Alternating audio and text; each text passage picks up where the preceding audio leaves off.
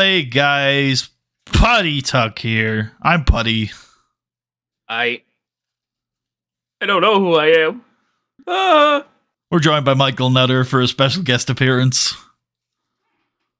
I should have done what I said and looked up Michael Nutter promos. Yep. I could Sad. talk like him. You could have. Instead, I wonder. I assume. Is he doing anything of relevance these days? I doubt it. He's retired, probably.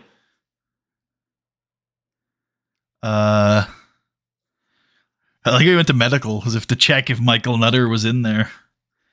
Holy shit, wait a minute. He was affectionately known as Big Nut. Yeah.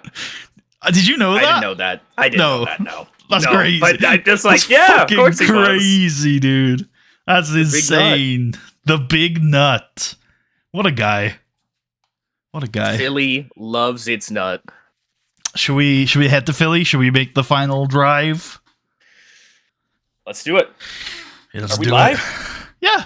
Wait, I did the intro. Okay. Oh, yeah, we did. Yeah. I forgot who I was. I forget that we're live. I forget everything, man. I got nothing anymore. Any of these people going home? Mick Foley can go home. I'd like to send Rene Dupree home. I know he's not on this list, but I would like to send him home because not in a bad way, but in a like out of everybody that I wanted on this show, he's the one who didn't make it, so I don't want him to be pissed that he didn't make it. I see. Yeah. I see. Yeah. Cool. Let me set that back to Major Star so I have it next time. Yep. You know what? I'll even do the prep work for myself. Look at you, going to Raw. What if we film SmackDown next, though? Then you'll be fucked. Oh, no. Absolutely ruined. It's a big-ass list now on Raw. Damn, that is a big-ass list. I mean, one of them doesn't count. Two of them don't count. Whoa. That's cruiserweight icon Tori Wilson you're talking about. All right, I didn't check that this was in here, but it's in here. Surely. Fuck, Putty, fuck. We'll be fine, dude. It's Wells Fargo. I knew it would be in here. Yeah, you knew. Never in doubt. 52,000 people, by the way, wanted to buy tickets for this event. Get fucked. Man. All right, pay-per-view. Yes, sir.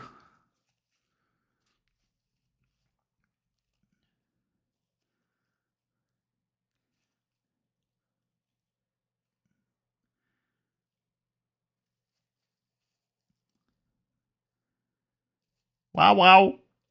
Wow, wow. Wow, wow. Wow, wow. Wow, wow, right, perfect. 195. Excellent. What's going on? Triple H has an angle idea. Based. Why am I looking at it over on that monitor instead of my main monitor? Cherry. Cherry. I wonder if they were cherry flavored drinks. Got a waffle bar. Party here at SummerSlam. Holy shit. Hell yeah, dude. This is like one of the... Actually, no, I guess that's not true, because S&M would be the same thing. I was going to say, this is like one of the 4 times a year both our rosters get together. So it is a bit of a thing. But in my headcanon, S&M is a very small crew. Like, only the people who are on the event are there. So I think I agree. I do think this is one of the rare occasions everyone gets together. Oh my god. Oh no. What are we doing? It's fine, we separated them. They rarely get to see each other now. This is base, though. The boys. They got the same sunglasses, dude. He gave him his sunglasses. Real. Yeah. Real. He's like, listen, I've been down in PWG, guys, and I saw these things. I saw these 2 guys? Inspire. Oh, okay, yep. I love that it's only a 60-day waiting period. That feels so insane. I swear it used to be like 6 months or something, right? Like, maybe I'm wrong, but... I wouldn't know. I never unlocked it because I was a dick. Based. I did in one of my last games. I don't know if it was in 2020 or 2016.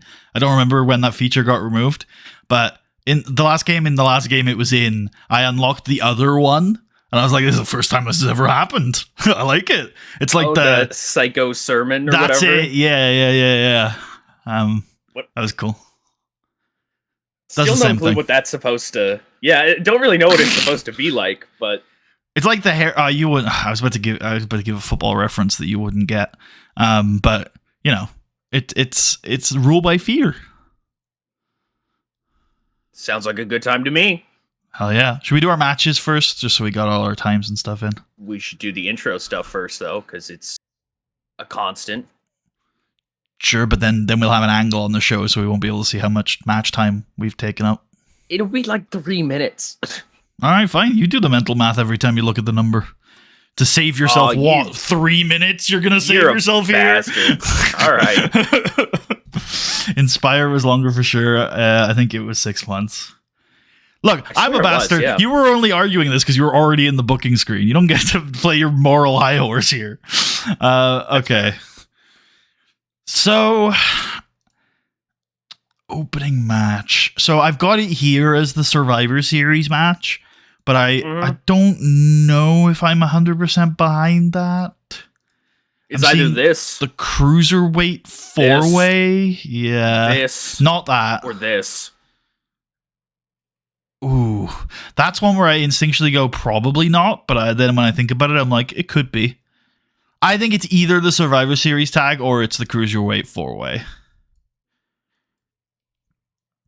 I have no super strong feelings. Okay, that sounds like you have feelings, though. No. All right. I have no feelings. Then we'll do the Survivor Series tag, then. Yep. Look at him. He looks so old.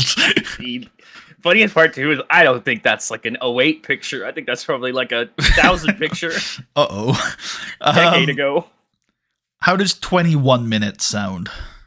Well, I'll let you know what Terry Funk can do. It's fine. There's 9 other guys in this match. It's not a tornado match. I hope that's how TEW works. So one thing I remembered that we didn't have during this discussion when we first did it is that the final nail in the coffin for me for why we should reduce the non-wrestling time on every match is that it counts as match time for the ratios. Yeah, it's weird. Right? So, that's extra weird, yeah. So if we want to do extended entrancey stuff, it should definitely be in the angles. Anyway, we forgot to reduce. We forgot to reduce this one, but it's fine. Yeah, Tucker, what are we doing?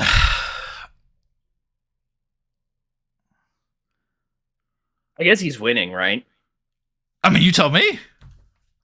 I really am. Tucker, I have no strong feelings. Okay. What if Kennedy gets eliminated here? And still wins? His team still wins. Okay. Kenny Dykstra will pull it out. And then Mr. Kennedy can feel some type of way about that. Okay. Like Kenny Dykstra stole his spotlight, his big moment, his big victory from him. Okay. That's a feud we can run for like a month or whatever the fuck you want to do. Sure. Yeah. Yeah, I just thought about it. I was just like, well, we can get a feud out of this, and there's Kennedy's next thing. I'm not excited about it, but I'm not... Oh, okay. Well... I mean, were you expecting me to be excited about it? I was expecting you to be thrilled that I was... Actually, I guess Kenny Dykstra's my boy. Never mind. Yeah. I was going to say, I expected you to be thrilled that I was programming for your boy. But, my instinct is that Kennedy as interview overlord is going to create a lot of content that we don't necessarily need to be ham-fisting it. But if this is what excites you, then I'm all for it. I've got nothing else for Kenny Dykstra. We can do it. It sounds fun to me. It was just like, my thought was like, oh, well, of course Kennedy has to be one of like the final 1 or 2 for his team. And I was like, what if he just isn't? Yeah, I mean, it's interesting. Not against it. It sounds good. All right. Can I set elimination numbers? I can. You gonna do them all? I should have written something. I thought about it. I was like, I should write out like an order of eliminations at least. And I was like, it'll be fine. It can be. The thing is, Tucker, you gotta. This is something where I gotta reprogram you a little bit. If you didn't care enough to write it down, then I wouldn't care enough to specify it. Just pick the last couple. Yeah, I guess it doesn't exactly matter, right? Yeah. Didn't matter enough for you to write it down. Also, this is strange that I can't specify who stays in, though. Will it eliminate everybody but one guy? Damn, that's a really good point. What if you don't... So I was saying I'll have to like pick a number and then go, okay, hopefully they just pick the 2 guys I want. But you could have... I feel like if you put in notes for all 5 of the losing team, it should work. Right? You know what I'm saying? Yep. Yeah. Yep, I do. Okay, babyfaces should probably get the advantage early. What? My instinct is heels should get the advantage early to do heel tag team stuff. I get that, but the heels are winning. Yeah, so my instinct for like a classical structure would be heels get the advantage, do heel tag team stuff, baby says his fiery comeback, heels stop the comeback and win. And that fiery comeback is where Kennedy gets eliminated. I dig it. Yeah. That's just where I would go for like a classical setup. Obviously, you can fuck with it however you want. So like, I think Terry Funk should go out first. Yeah? I mean, he's old. Okay. That's okay with me then. Yeah. He can do some based shit. He could even eliminate a heel, I guess, actually, if you wanted him to. That was kind of... Quite honestly, I thought he was in Final 2 with Lawler, but that's fair. I don't even know if Lawler's in the Final 2. It seems like a long time for Lawler to be wrestling. What about... Kenny Dexter just pins Jeff Hardy. What about first elimination Miz, then? First elimination Miz, second elimination... I like it. Terry Funk. I like it. Third elimination Jerry Lawler. I dig it. Yep. Then the heels have the advantage. Fourth the elimination... old men have failed. Mr. Kennedy then during the babyface comeback. Or no, Kennedy shouldn't be the first heel eliminated. There should be multiple in the comeback. Miz, but I agree. Thank you. Yep. Okay, Masters then Kennedy. And then what is it? Morrison back here for the heels. Is Morrison and Dykstra both going to stay in, I presume? I guess they are. Yeah. In my head, the final 2 was Morrison and Kennedy. So, okay. I thought so with the original pitch with Dykstra, maybe maybe you were thinking he'd be Soul, but I think that's too much of a pitch for Dykstra. No, I don't think he's solo. I don't think so. Yeah, I agree. So Dykstra and Morrison sounds good. They can get Kendrick, then who's left? Jeff and Paul. Fuck. Yeah, Coach Jeff. Paul's the last one. He almost does it. Yeah, and that's got his legs out from under him. Paul versus Morrison and Dykstra is very fun. Yeah. Specify Paul as the loser too. I don't know if that'll help, but it can't hurt. Do we want to do anything with Jeff? Do we have to have Matt maybe try and help? It's very corny, but I feel like it does make sense.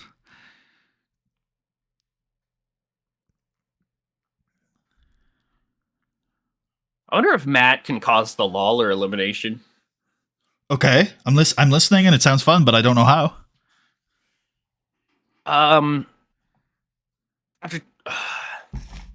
After Terry goes down, there's some kind of big kerfuffle, and Matt comes out to like make sure there's order. And I don't know, okay. he gets John at Jerry Lawler for not putting him on his team.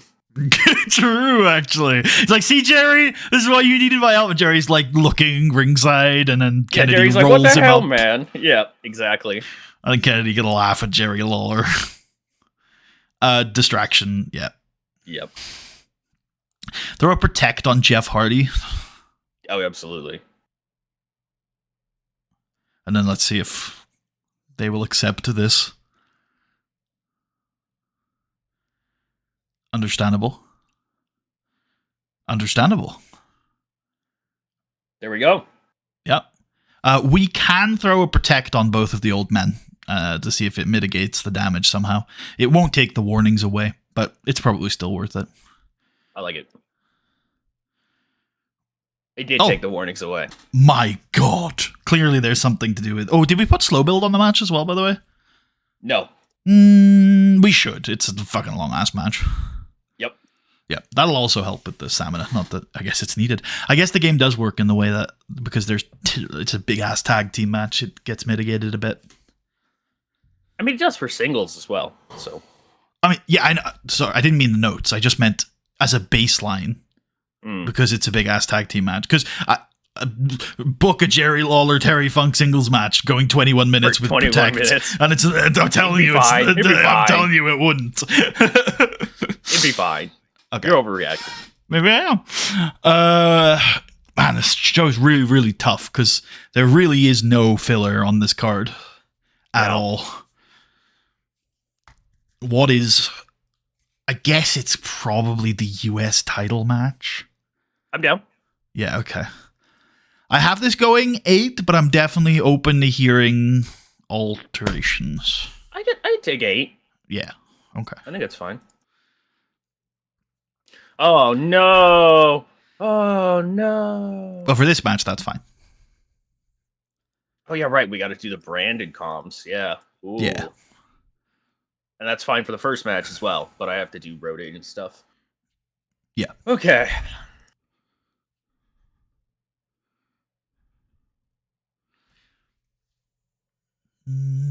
Oh, well, you know what? That's understandable. Yeah, Orton wins. Orton wins, yeah.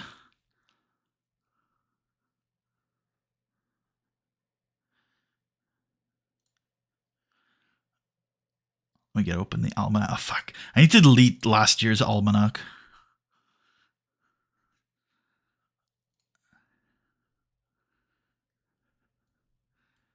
Okay. Night.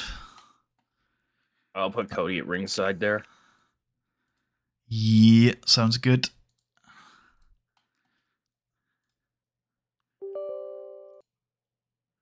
Sorry, stream.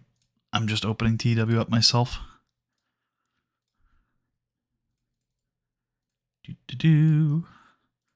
Roster.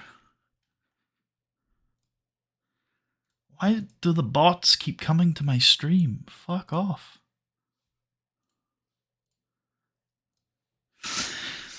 Referee. Raw. Okay, cool. So who did you put on the opening to? Patton and then Mahoney. I think we should put Mike Chioda on the US title match. He's the worst Raw ref. But okay. He's the worst Raw ref. That's such bullshit too. What?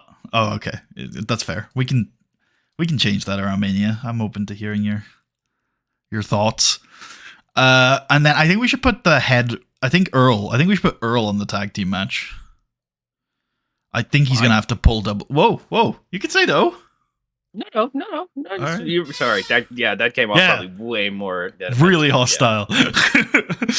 Fine. Fuck you. Yeah, no. It's like okay. I'll give you my reasoning. It's stakes wise, I think it's one of the biggest matches on the card. I think Earl's probably going to have to play double duty. So that match and the WWE title match, right? That's probably reasonable. Yeah. Okay. All right. Up next, something a little. I think.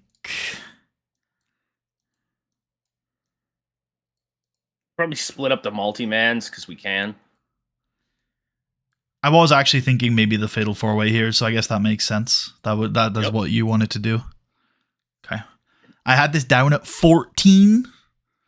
What are you thinking? That seems fair. All right. Are there only 2 SmackDown? Oh, no, there's 3 SmackDown matches on this show. All right. No, there's 4. No, there are 3. Okay. 14 is what I said. Oh, yeah, yep. You said that seems fair. You agreed. Yeah, thanks. Yeah, I think Christian's just going to win. Yeah. Yeah. there are other ways we could go about this. I still haven't completely decided what we're doing with this belt from now until Mania, but I think this is not the time to put it on someone else. Unless, I mean, the only other option is Ray. Is Ray winning it here? He's one of the 2 people I've considered winning the belt by the end of the year or at the start of next year. I think it's probably better to keep it on Christian, and we'll go through the psychosis thing like we wanted. Well, we could put it on Ray. We could still do Christian versus Psychosis, because belt or no belt, you made fun of my wife and kids, or my ex-wife and my ex-kids. My ex-kids? I thought that would pop you. That's good. Thank you. And then we were going to do a Ray Allen Jones feud after this anyway, so that keeps Ray them Allen. busy. Sorry, and then you said his name. I had to say it. I don't know who Ray Allen is. That's fair. Yeah. And then after those feuds end, we do the last Ray Psychosis match that I had pitched a while ago, that you were unhappy with the feud ending in the I Quit match, and I said, well, what if we did a title match as the last match? And then Ray can win that. So I guess that's the vision. We would still do Psychosis Christian. We would do Jones Ray, and then when those feuds end in about a month, we would cycle back to Psychosis. Oh, I see. Just Ray. switch where the belt is. Yeah. Okay, now I see. Yeah, okay. I like it. Doing it? I like it. Yeah, let's do it. All right, Ray pins Christian. You've set Rey Nope. Mysterio as the What loser. the hell?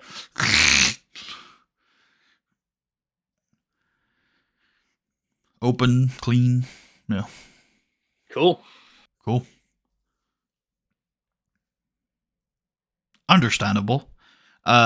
We can throw him a protect. Cool. I think it's the women next then. I have this going 8, but again, I'm open to. This is a. Oh, I guess this is a question. Is this a SmackDown match, Tucker? We're gonna treat it like it's a SmackDown match. Yes. We're going. Oh, very well. Okay. Get me Michael Hayes out there. Is Michael Hayes the 4th best SmackDown road agent? I highly doubt it. All right, it's The Undertaker.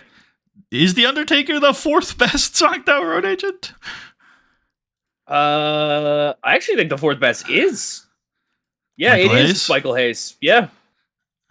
What are the stats for road agent? Is it experience? I guess you're looking at it right now. It's psychology experience. Okay. So it's Taker, Sting, Ricky Steamboat, Steamboat, and then it's either Sarge or Hayes. They're like exactly the same, pretty much. Useless Dave. Useless. Wait, Dave Hebner? Dave Hebner's useless, yeah. But he's not a SmackDown road agent. I know, I just noticed okay. it. Sorry. He's useless. We can't use him for anything, so. Well, we could. Just no. Okay.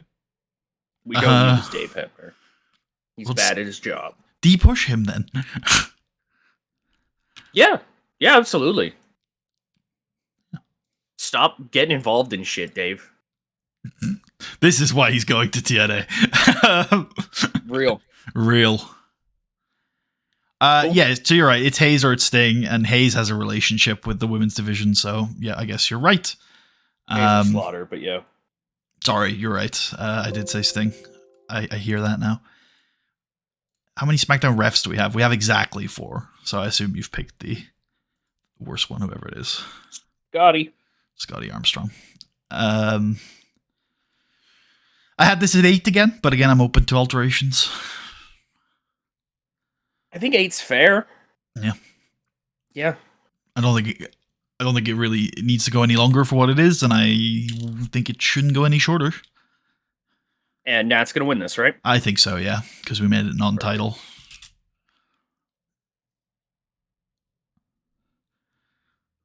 I think this is a good spot for Evan Kofi. Yep. which I have going 13. I'm open to alterations. And you have the notes for this match, right? That I sent you? Yeah. Okay. Yes.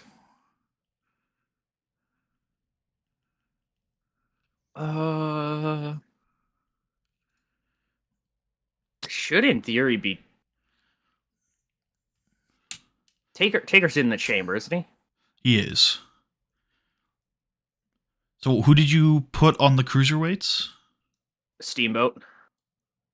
So I guess it should be Taker and then Sting on the main. What a decision. He's woke Taker, bro. He loves these guys. He loves flips. Yeah, he does. He's on SmackDown, He loves video games and flips and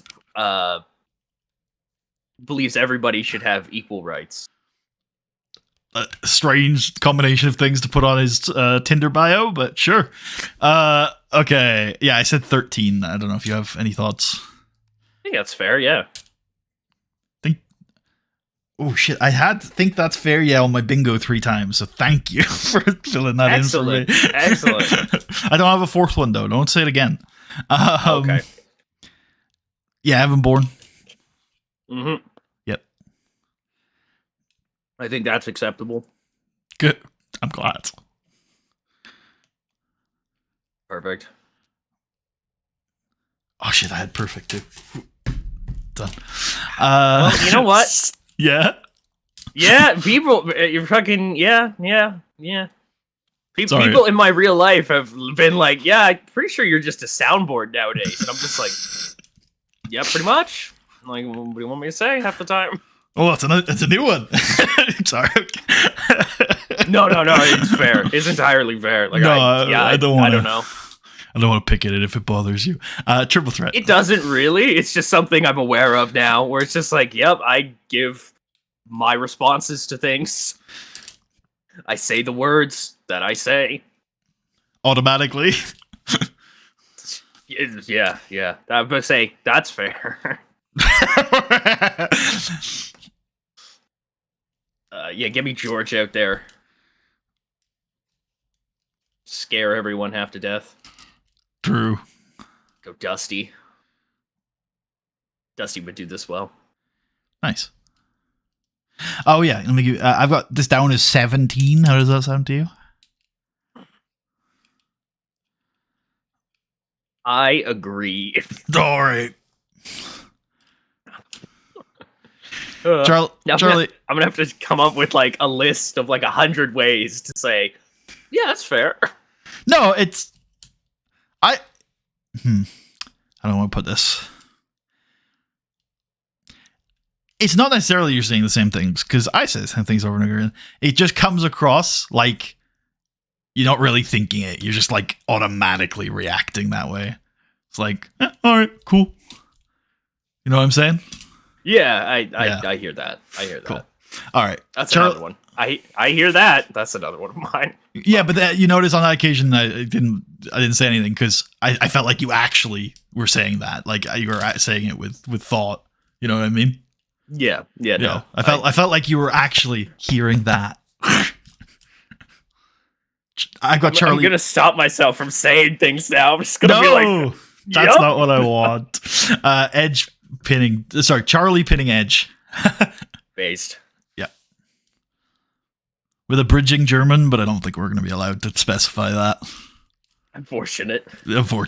I'll let the people know. I got the right things on that. Yep. Yeah. Batista John. I have it as 11. This is Earl and... Oh, okay. Well, that's what I was saving Dusty for. Oh, okay. We can put Arn on the other match if you want. Or who are Arn did the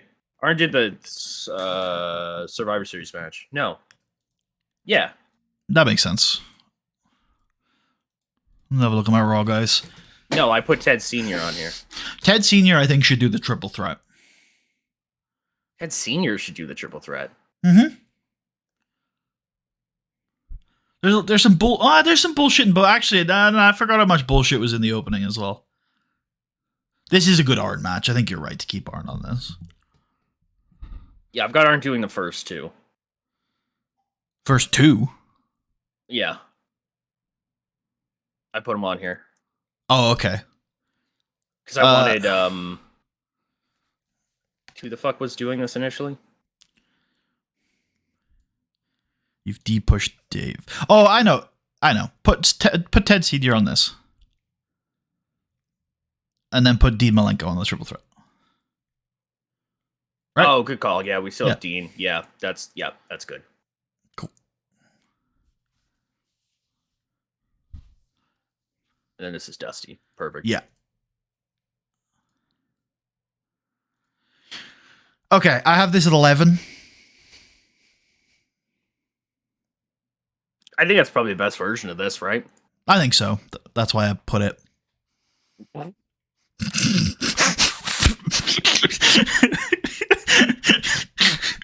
Wait, what am I doing? That's an impulse, brother. Whoa. That's an impulse. Nah, go to hell. Go fuck yourself straight to hell. You are pussy? You are weak shit, John Cena. You are weak shit. Should we have let John Cena fight Batista at Survivor Series? Probably not. But we lived the dream. We lived the dream. All right. This is Little H, Charles Robinson. Hebner. Oh, yeah. Yes. Sorry. And this is Sting. Yep. And it's Michael Cole, JBL, and Jim Ross. Yep. If that's all right with you. Yeah, it's okay with me. Okay. 32. A middle to medium high-end Elimination Chamber match. Sounds good to me. All right. Setting eliminations? Yep. First elimination, Kozlov. Second elimination, Lashley. No. Damn. Chavo. I'm sorry. Oh. I approve of the Lashley one. But... Lashley's third. Okay, that's still pretty good. Still pretty good for what it is. Taker's fourth. Try Triple H is last. Which means your winner and the new World Heavyweight Champion, the Heartbreak Kid, Shawn Michaels. Open, slow build. Yep. Perfect. Throw Triple H as the loser, just to confirm. Chavo Guerrero, crazy bump. Yep. No. Stunt bump. Okay. Vladimir Kozlov, stunt bump. Yeah, I think that's good. No. Based. No, I don't think we will, Triple H. All right. Would you like to book your intro stuff? 6 years later, no. He does it again at Survivor Series. Yes, that's exactly right. He's rolling back the years. He's turning back the clock.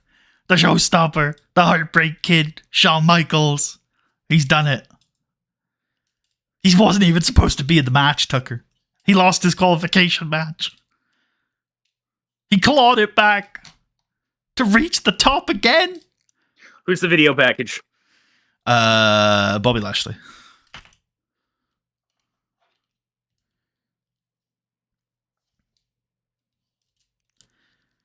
The boyhood dream has come true again.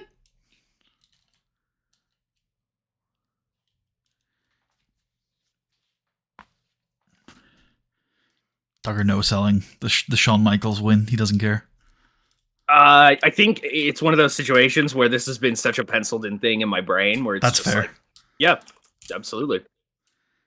Gotta get hyped for the video though. Oh yeah. Oh, for sure. The video, I'm like, yep, Shawn wins.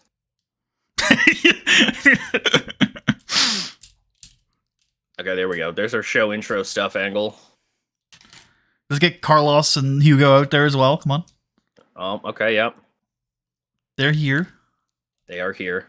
Oh. That's an extra minute. Fine. Let's make sure to continue every storyline in the company. Yep.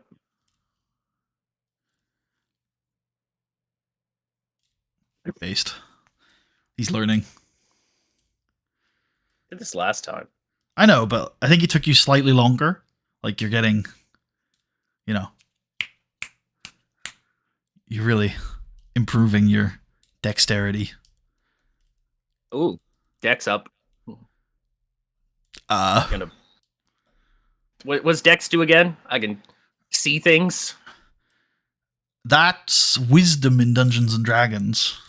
Is it wisdom? I swore dex was like you could like spot traps and shit.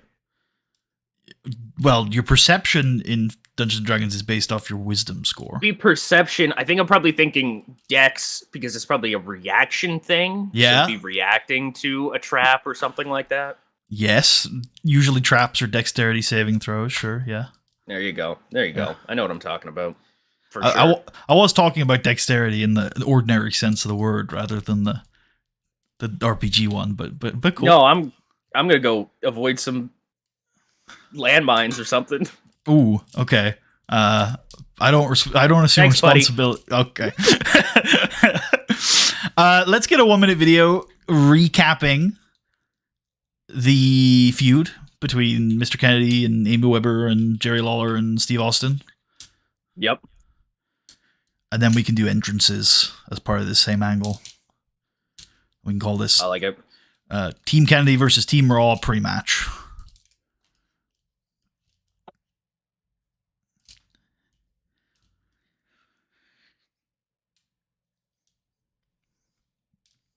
It's a minute.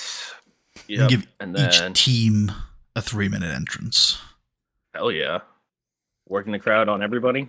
Let's go non-speaking appearance on everybody. Let's go non-speaking appearance on everybody because they fine. No, do work in the crowd. I'm just worried about people being pissy about being scripted, but we can just go unscripted if they do. It's not a big deal. I don't think anybody here does anyways, so. The only person I'm thinking of is Matt Hardy, but we can just not include him. Oh yeah, Matt Hardy's not coming out with the team, so. Okay, yeah. You did mention him coming. Yeah. I did wonder. That's fine.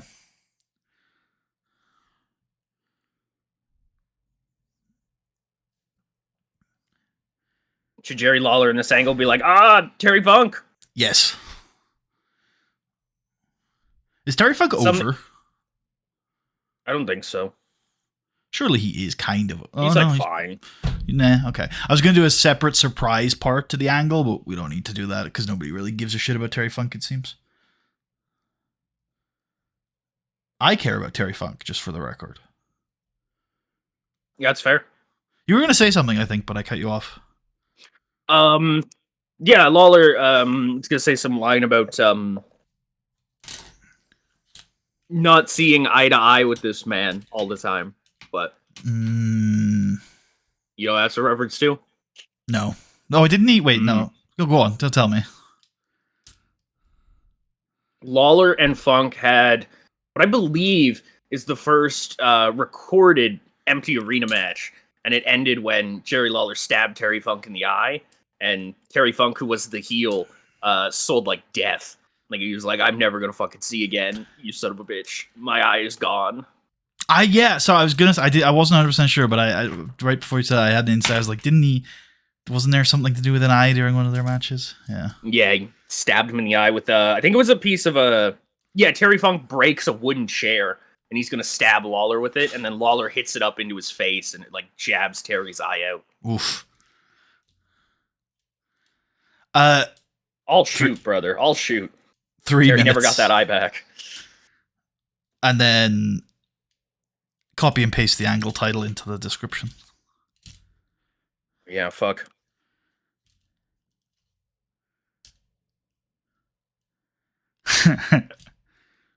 What? We could just say fuck him because I'm sure fuck he's him pretty. I think no, not fuck him in this way. Okay. Fuck him as in like fuck him. I approve. Cool. Shots of Philadelphia. Live look at Nutville. The big nut. I love it. I love it.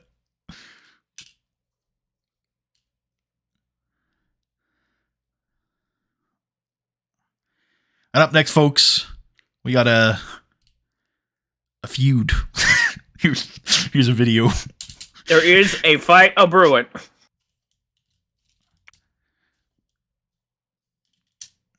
Pre-match, because we're gonna do entrance as well. You entrances for all of these matches? No, and Ted's not getting one, but Randy's getting one. I see. Yeah.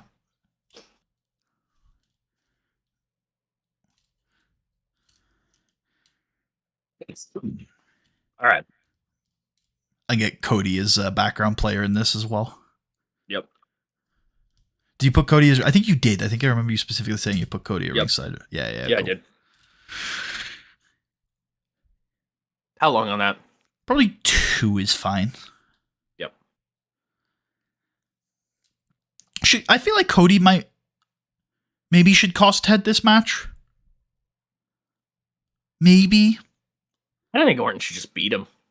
I kind of think so too, but we already know he can beat Ted. He's done it like a bunch of times. I think. Yeah, but only when Cody's helped him. No, I think he just beat him clean a few weeks ago. No, that was with Cody's help. No, the very first time. Yeah, no, that was only with Cody's help. Where the fuck is that? Why would Cody be helping him the first time? He wasn't on his side the first time. That was the reveal that he was on his side. That was the last time. I'm talking about the first time. When the hell was the first time? Like a week after SummerSlam or something. Tucker, this is not the best way to check this. Well, I don't think it'll tell me fucking who cheated in who anyways, so. Who cheated in who? Holy. Real. So this is what we're thinking was the turn, and then we did the Extreme Rules match, then he just beat him, and then... Oh, I thought, so there's a little bit of a flip here. I thought Randy won the first time, then Ted won the second time, but it looks like Ted won the first time, and Randy won the second time, but I'm pretty sure that match at Quarter Century is completely clean.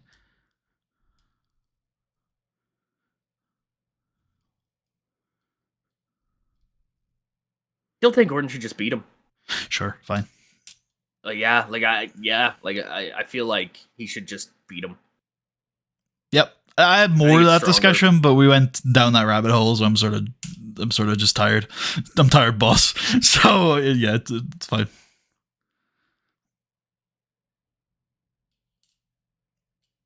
What next?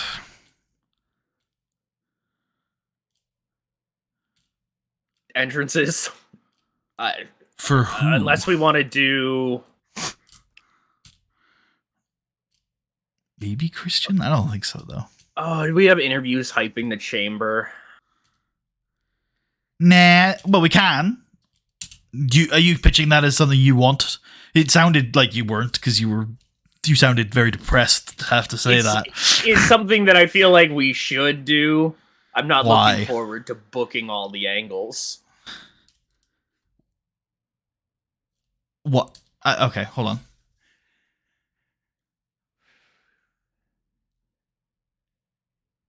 What's up? I'm just trying to unpack this. I'm not really sure where you're coming from here. I think it's like good, chill some time up there. Right. God damn it. Where they talk about the what? What do you mean? God damn it! What do you mean? God damn it! You just used the phrase "kill some time." How do you think I'm going to be happy about that? We had this conversation for years. Okay, fair enough. I do know. I remember now specifically why you don't like that term of phrase. Well, did you mean it different? Am I misunderstanding you? Did you mean it differently than bullshit to waste time? I entirely meant it will get us some angles on the show to space out the matches. Yeah. Yeah. Which is the purpose of the angles on the pay-per-view, to just space out the matches. Like, we're not progressing a story here. That's not a dichotomy. You understand that, right? You didn't just put together two sides of a binary equation. What I don't know. What would you even? Yeah, no. To help the pace, to put on some interesting content, to put context to the match, some occasions to make the people look forward to the match, to help explore the culture of the show. Okay, I hear that. I mean, I could apply all those to the Chamber promos. They're hyping the Chamber and getting us excited for the Chamber, talking about how dangerous the Chamber is. Okay, again, I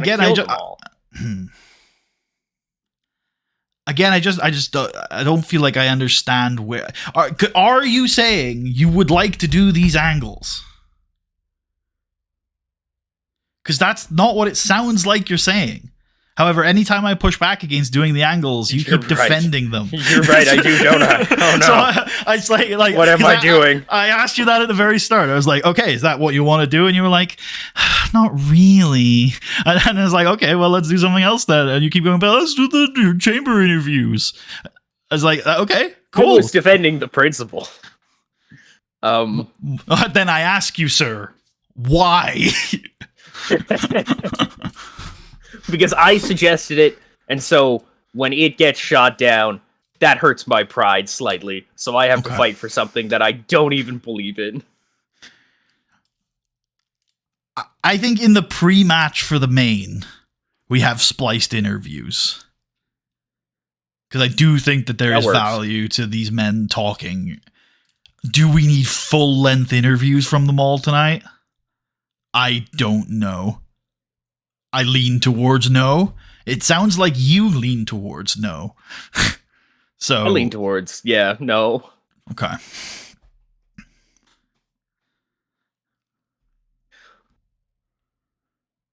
It's just this section right now, because there are other sections that will be easier, but I feel like there's no justifiable pre-match to this. Aside from very reasonably showing the graphic and talking about how I would, from your tone and inclination, I feel like your thoughts are that's kind of bullshit. But I don't think it is kind of bullshit. I think, it is like up next we've got this huge 4-way cruiserweight title match that's going to show the SmackDown house style. These 4 guys are awesome.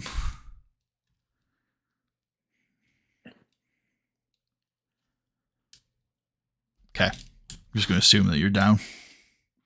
Yeah. Oh, yeah, I am.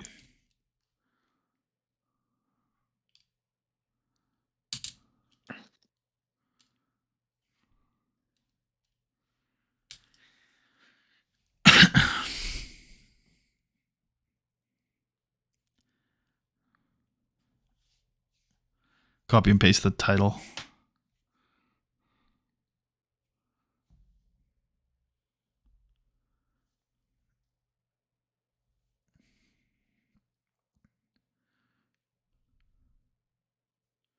This is probably this isn't probably definitely a me thing because you don't do this. I still really find angles annoying as fuck in this game.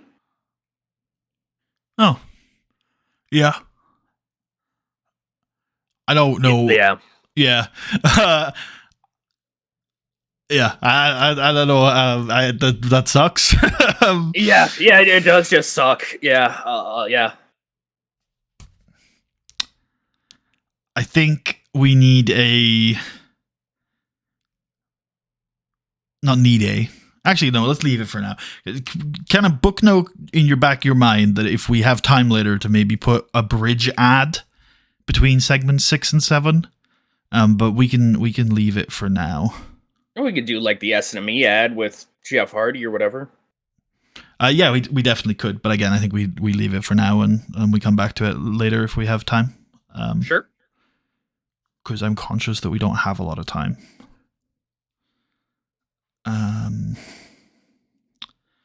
And I've realized now that this next match is basically in the same boat. We could here do a Divas search ad. And that segues us into the next match. Yeah, I like it. Trish can be like, oh, you can be like these women. Yeah, I don't think we get any live Trish stuff though. Okay. I think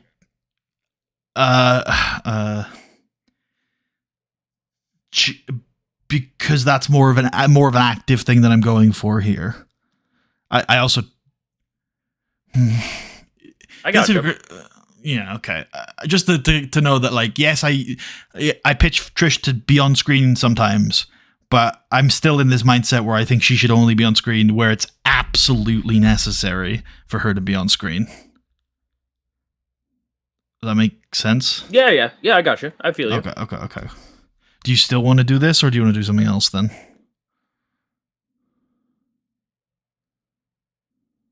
We can do this. I don't know who's doing it. It's a video. Right, but who's narrating it? I don't know if there is a narrator. We just show like a still image of Diva search info? No, it's like highlights of various women wrestling. And then, yeah, a little thing at the end. Oh, wait a minute. Okay. You're talking about how do I book this in-game, Putty? Right? Or no? Were you not so much, no. Oh. Very literally thinking about what this is. Okay. I mean, any video from the era, right? Like, it's I'm generic as fuck. It's like, really hard if... Sorry, it's really hard if you don't just immediately, like, in your brain go, oh yeah, this is a generic video package. It's like, how do I describe a generic video package? Yeah, those are hard for me. Don't book it like this. Just book Michael Cole segment host. Why? Because we need to book something, right? It's fair. That's fair. You can go Michael Hayes segment host if you want. No, I think that's worse. Especially with the info that we have now. We have info? What? Should we keep Michael Hayes away from the women's division? Actually, we probably fucking really should. Now I think about it. Yeah, entirely. He should be well and far away from them. Oh my god. He's part of all that shit, Putty. They name dropped him. Oh no, Michael Hayes. He's in on it. He's one of the assholes who permeate the walls of this company. Diva search ad. I see where where that's come from. Then I guess. No, it was more so talking about like Edge, but okay, that's what I thought it was. There was some double entendres going on there. We go Nat Hart subject to video here, actually, now that I've thought about it a bit more. Maybe that makes sense. Absolutely. All right. And we can take Michael Cole out. Thank you for the kind words, friendo. Appreciate it.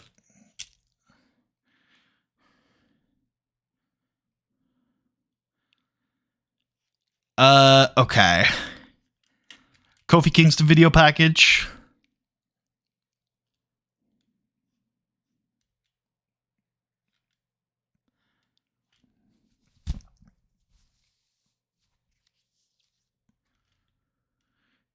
Woman on this.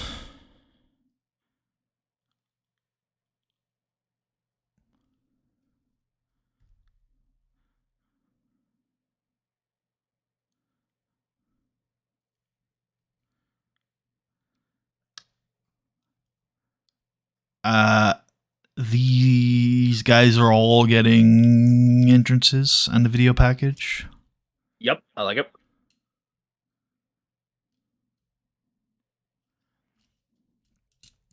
Shelly Morgan. Oh my. What are you doing here? 3 on this, yeah. I think I think everybody gets a 1 minute entrance. I don't know if any of these guys needs longer than that.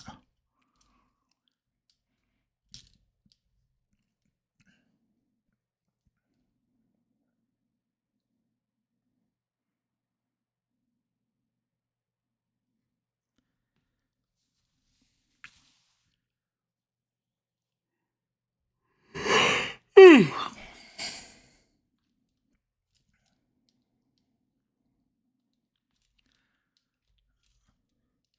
1 minute video package for the WWE title match, along with entrances.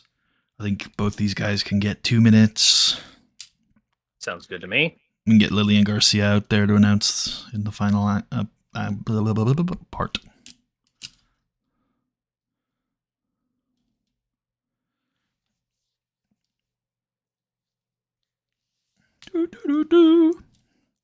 Very funny. You said 2 minutes? Yeah, I think so. Okay. Very funny that you instinctually went to put him over, by the way. That was so funny, too. Yeah, I didn't even, like... I, like, suddenly looked up, and I was like, what am I doing? The fuck? What is he doing here?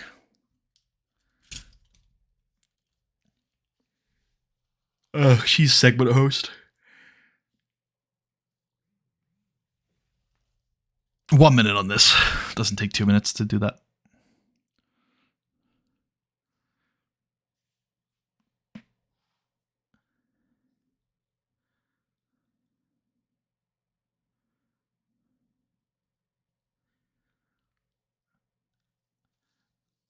Deuce and Domino go over the Elimination Chamber. I was like, are we doing the match on the pre-show? We are, yeah. I almost forgot nice. We are definitely doing it on the pre-show. I love it. That's great. I love it.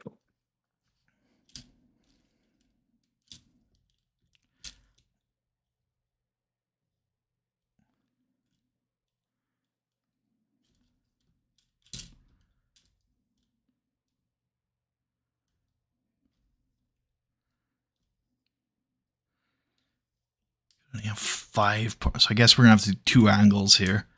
The first is the video. Yep. And it's... Oh, shit. Yeah, we can't even do 6 parts. Just go over. It doesn't matter. No, I mean, we literally can't do 6 parts in an angle. Oh, you're right. Yeah. Well, that's... We are going over. We are going over the time. Yeah. I wouldn't. I'm not too much of a bitch about that. Just have to pick someone not to talk, or we just do it all as part of one. This is very messy. I'd be down to just do it all as part of one, I guess. Same. We just be like, this is the interview part, and then this is the entrances part. Okay. Yep. Okay. So everyone cutting a promo. They're all together cutting a big promo. See, no, don't do it, Tucker. I know. Don't do it. I know. No damage to my vision. No. We've created the vision though. Let's not kill it. I love it. Taker, Shawn, Triple H, Kozlov, Lashley, and Chavo. Yeah. 4. Out. Yeah, I think it's an outside broadcast video. It's a video of interviews, so I think it is this.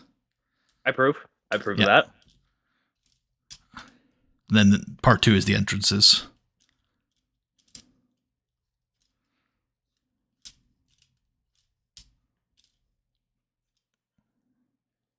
The Undertaker, Triple H, Shawn Michaels, Vladimir Kozlov.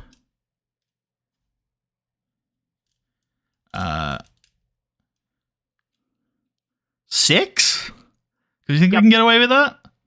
Yeah, I think that's fair. Might need a bit more in reality, but I think we can maybe get away with it.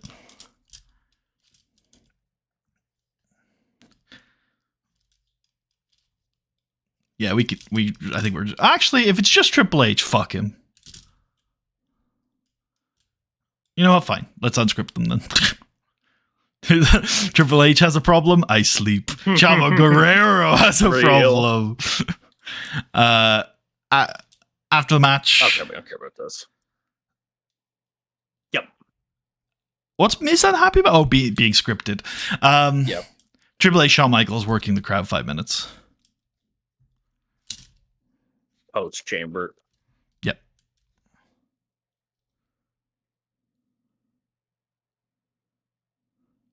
Storyline development? Yeah. Yeah, actually.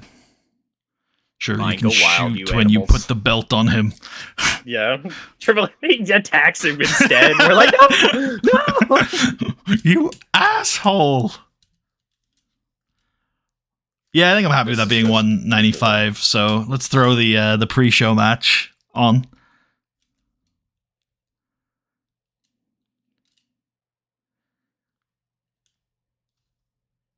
They're the top team, yeah. 6. And I think we'll put the TRDs over. I agree.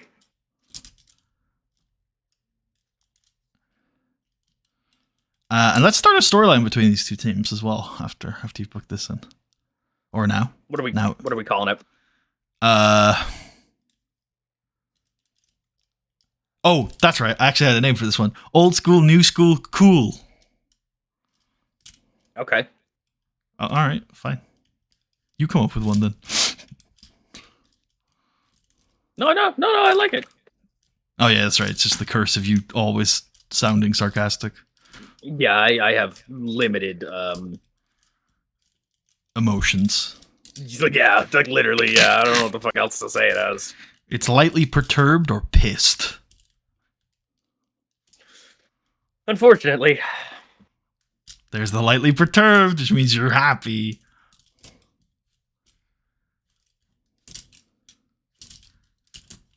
All right. We should check. Hell yeah. Check our storylines real quick. Only really want to look at We Lived the Dream. Well, we'll still do this real quick anyways. All right. You feel free. Let me know when you're done. I guess I don't know what I'm looking at, so there you go. All right, cool. All right, that's fine. Look at Elimination Chamber for me. Cool. I guess look at Some Are Born to Win. Cool. And Deplatformed. Damn. Don't think there's much we're going to be able to do to heat that up in such a short period of time. However, High Speed Havoc will continue in that angle, in that match. It will. So we could just end Deplatformed. And it would improve the match. Sure, I'm cool with that. I'm also cool with that. Cool. How's Fault in Line doing? I don't really care, but since everything else is doing well, all right, well, it's doing well as well. Interesting. Let's go get... What creative finishes do we have laying around? The best way to see that is to go to a match, and then... Yeah, checks out. Oh, shit. Really? That's crazy. We can use this, by the way. We can, yeah. I'm down to do it. Yeah, same.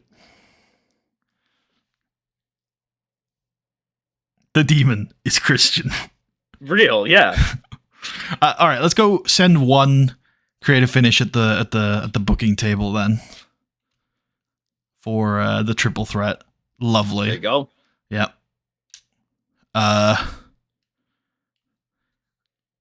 Wrestling wins out.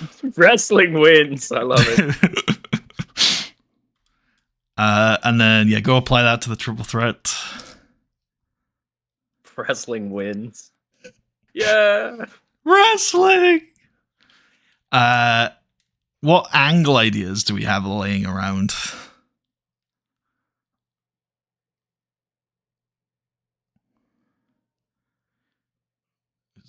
Can you go a bit slower for this one? Can you go all the way back up to the top? I do actually need to have a look at this. Okay. You can go. Okay, cool. You can go. Okay, cool. Okay, cool. Okay, cool. Okay, cool. I think I know what we're using in the final segment. This very segment, actually. Yep, I agree. Yep. Triple H is cool. Let's use the Chavo one on the pre-chamber angle. Yep. And then I think we might be good. We're not going to overcap if we leave our ideas the way they are right now, right? I don't think so. We're at 145. Yeah, we should be fine. I think we'd be good. Yeah, we'd have to generate a net of 105. We generate 138 minus 30. Minus, so we could do one more if you wanted. But the most points we're going to lose is like 10, right? So I think we can. Yeah. We can chill. Yeah. Yeah. Cool. All right.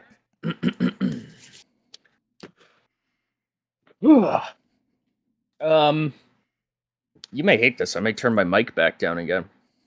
That's okay. It doesn't really matter anymore. You do it for because it's like the last couple videos have sounded really good. Like I was shocked. Actually. Sure. I turned one on and I went, whoa, I sound like that now? Oh shit. Okay, that's good. That's great. All right, yeah, down to 50.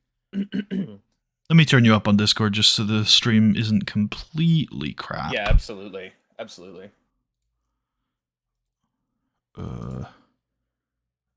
Nope. Okay, I'm gonna have to do this, I think. It'll be funny now. I'll play this one back and I'll be like, oh, I'm a little quiet. Alright. Can you say something for me real quick? We are here at the Survivor Series live in Nutville. Yeah, we're good. I think we'll have a big nut on our special $500,000 stage. Big nut. It's just covered in nuts. How about that? I've suddenly acquired a desire to piss, so give me a sec. I'll go as well then. Might as well.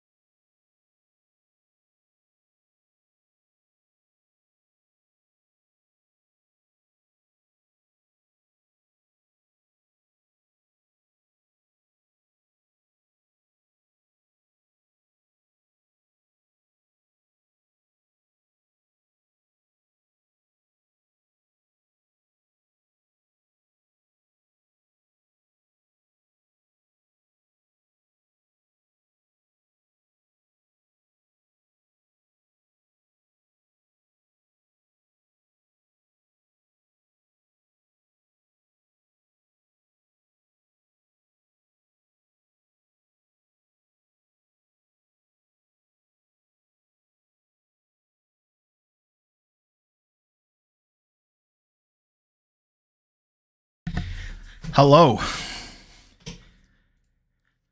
I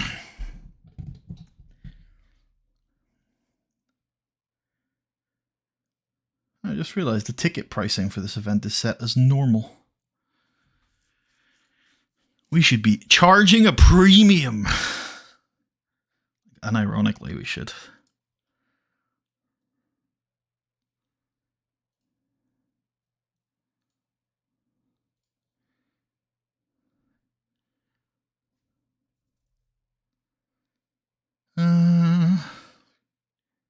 Events and TV. Survivor Series.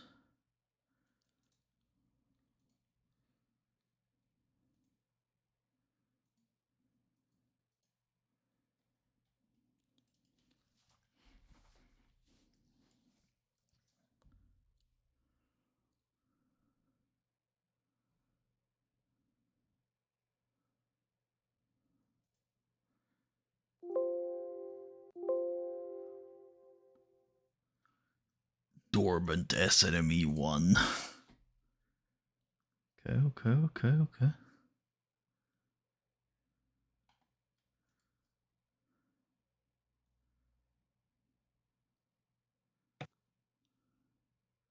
Hello. Hello.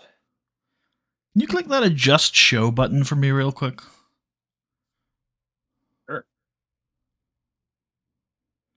Nah, I didn't think we'd be able to change this from here. Multi-day event. Yes.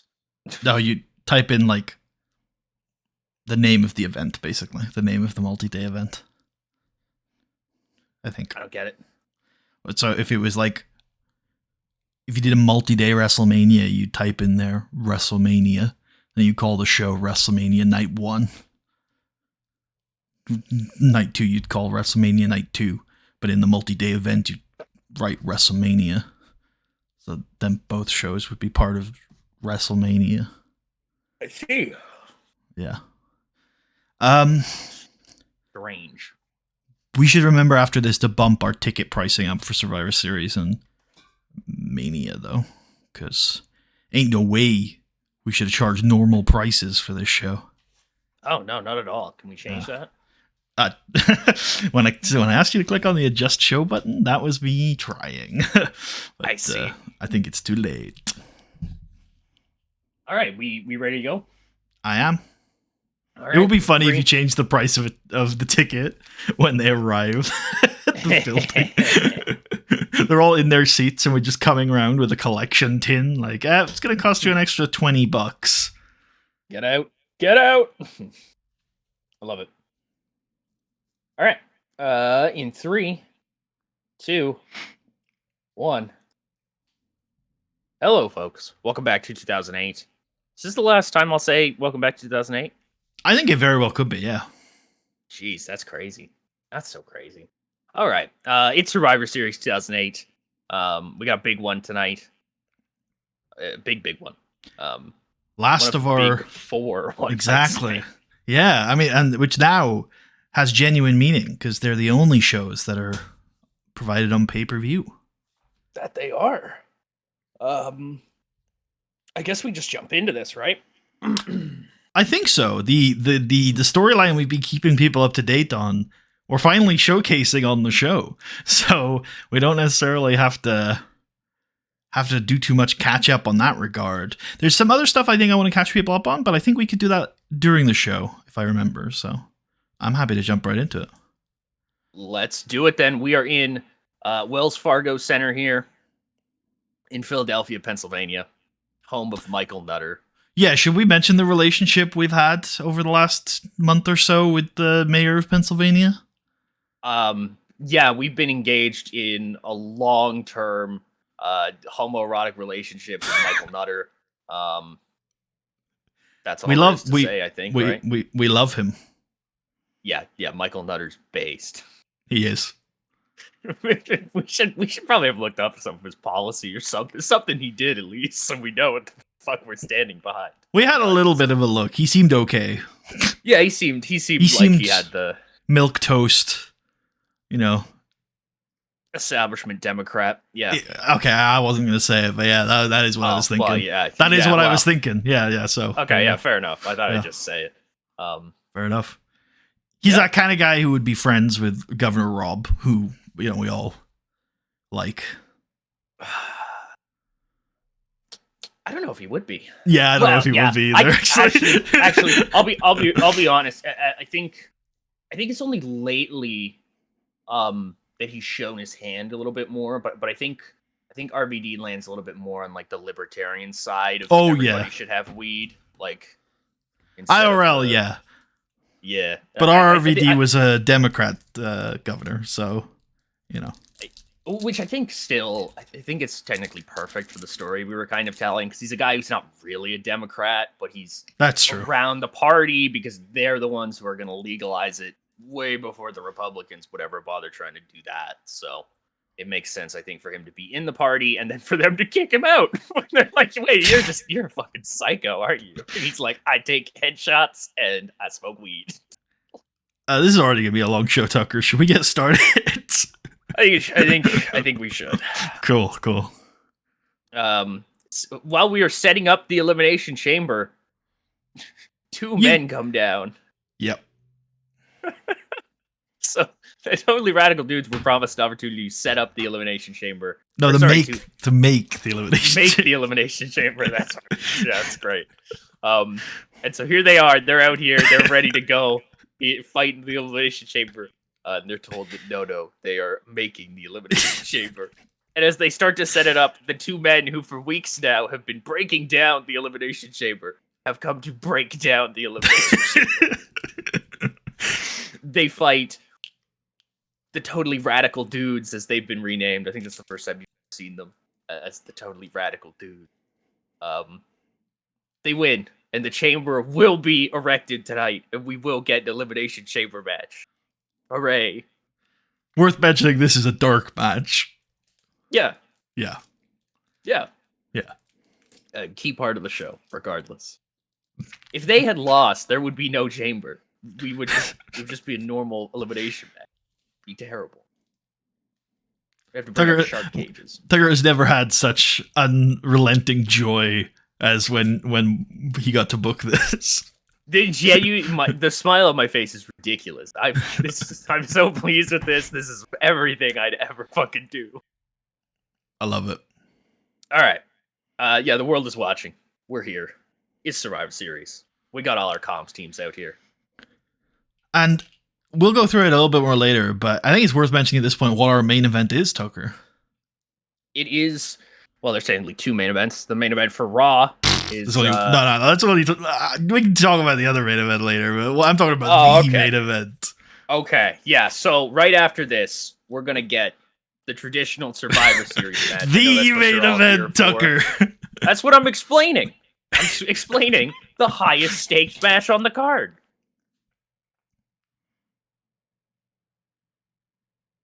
You play along with that? That's fair. I mean, I played along to a point. Our main event cool. is an elimination chamber match. It's Bobby Lashley defending the World Heavyweight Championship against Triple H, Shawn Michaels, The Undertaker, Chavo Guerrero, and Vladimir. In a chamber. Hell yeah. And to kick us off, oh hell, what the fuck happened here? Anyways. People are white hot for this match. Yeah, they're like, what? Terry Funk, let's fucking go! So yeah, we've got Team Kennedy versus Team Raw. Buddy, how the hell did we get here? Oh, why is Jerry Lawler here? Why is Terry Funk here? What is happening?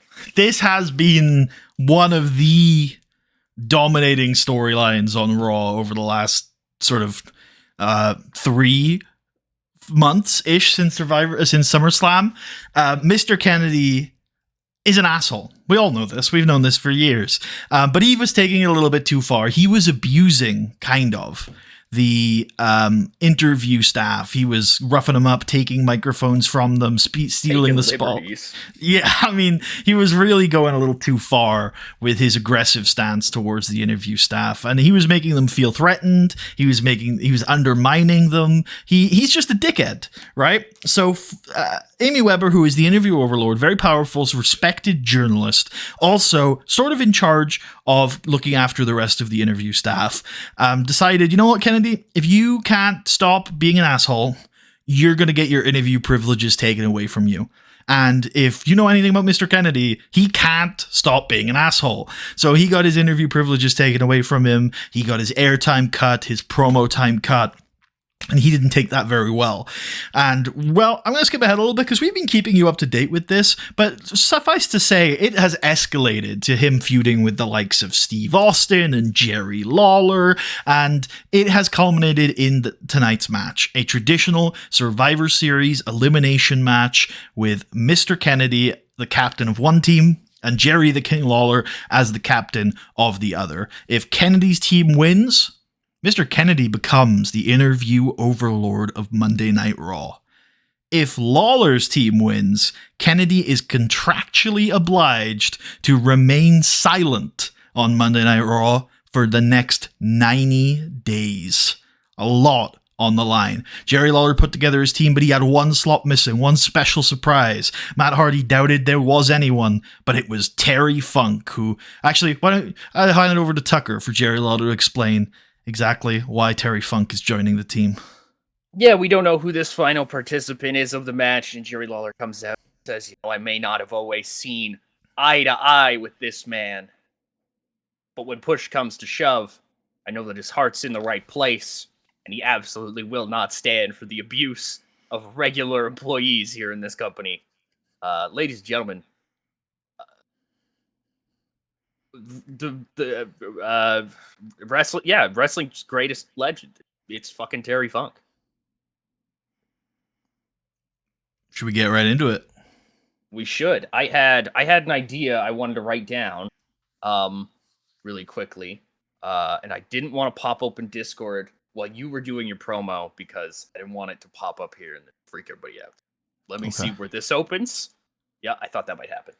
No, our DMs. I said kick it. Can you kick Let's progress to the match here. Oh, damn, that does pretty damn well. Considering Terry Funk and Jerry the King Lawler in here.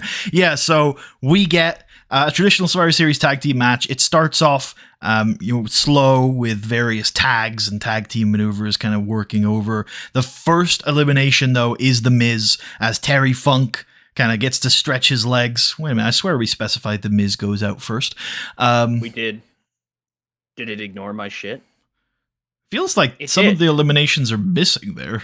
They just didn't eliminate like half the guys. Oh, they didn't eliminate any of the heels. Clean sweep, let's go! Kennedy rocks the house. Oh, this isn't a total elimination match? Oh, no, wait, this is a traditional Survivor Series match. It has to be. Weird. Right? Yes. Okay, look, you can see our notes. There you go. We did this. We did this right. Is this because we didn't put in, like, the 9th elimination, and the game was like, well, I don't know what to do with this info. There's no final elimination, so I don't know how to do this. Huh. Strange. Yeah, who knows? Either way, did you, just to clarify, are you writing something to me in a DM? Do you want me to cover for you, or? No, I sent it already. It's done. Oh, is it not in DMs? Okay, I see. Okay, it's in our Discord. Cool. Yep. Sorry. So yeah, to start off, the babyfaces are going to take it to The Miz. Probably, I imagine this is probably Terry Funk bumping The Miz a whole bunch, right? That seems like a good role for The Miz. Yeah, for sure. Perfect. So yeah, they get out The Miz, and the babyfaces look like they're going to take an initial before Terry Funk is old, and so is Jerry Lawler. Well, actually, he is. Jerry Lawler, though, he's going to get some help, because after Terry Funk goes out, Jerry looks real distressed. That was his big ace in the hole, kind of, if you will, aside from his other ace in the hole, Jeff Hardy, down on the bench. Down on the bench, jeez. There is a kerfuffle. We rush the ring, essentially. All 4 men get in there, and then they're all fighting each other. Chaos. And in that chaos, Matt Hardy, who thought he was going to be approached for a spot on this team, but was passed up for Terry Funk, comes out just to make sure that things are going to go okay. Just to make sure nothing's going to get out of hand here. And as things kind of start to calm down again, and Terry Funk starts to leave, Matt Hardy is going to say to Jerry Lawler that he made a real good decision there, didn't he, kid? Yeah, real smart move picking the 64-year-old over me. Right on. And Jerry Lawler's like, hey, man, listen, I know that man very well. He's a friend of mine. We go way back. I mean, he's not really a friend of mine, but we go way back. He just eliminated The Miz. Yeah, see, he's doing stuff, and then Mr. Kennedy rolls up Jerry Lawler, gets the 3, and the leader of Team Raw is gone. Matt Hardy. Kennedy's cracking up. Matt Hardy looks like he's like, fuck, I did it again. No.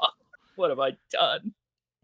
So babyfaces now. Yeah, after a little while, the babyfaces get their comeback rolling. They manage to eliminate Chris Masters, and they even manage to eliminate Mr. Kennedy. That's Jeff Hardy, former WWE champion. Yep, Mr. Kennedy's out by the hand of Jeff Hardy, which brings us down to a 3-on-2. It's Lundrick, Jeff Hardy, taking on John Morrison and Kenny Dykstra.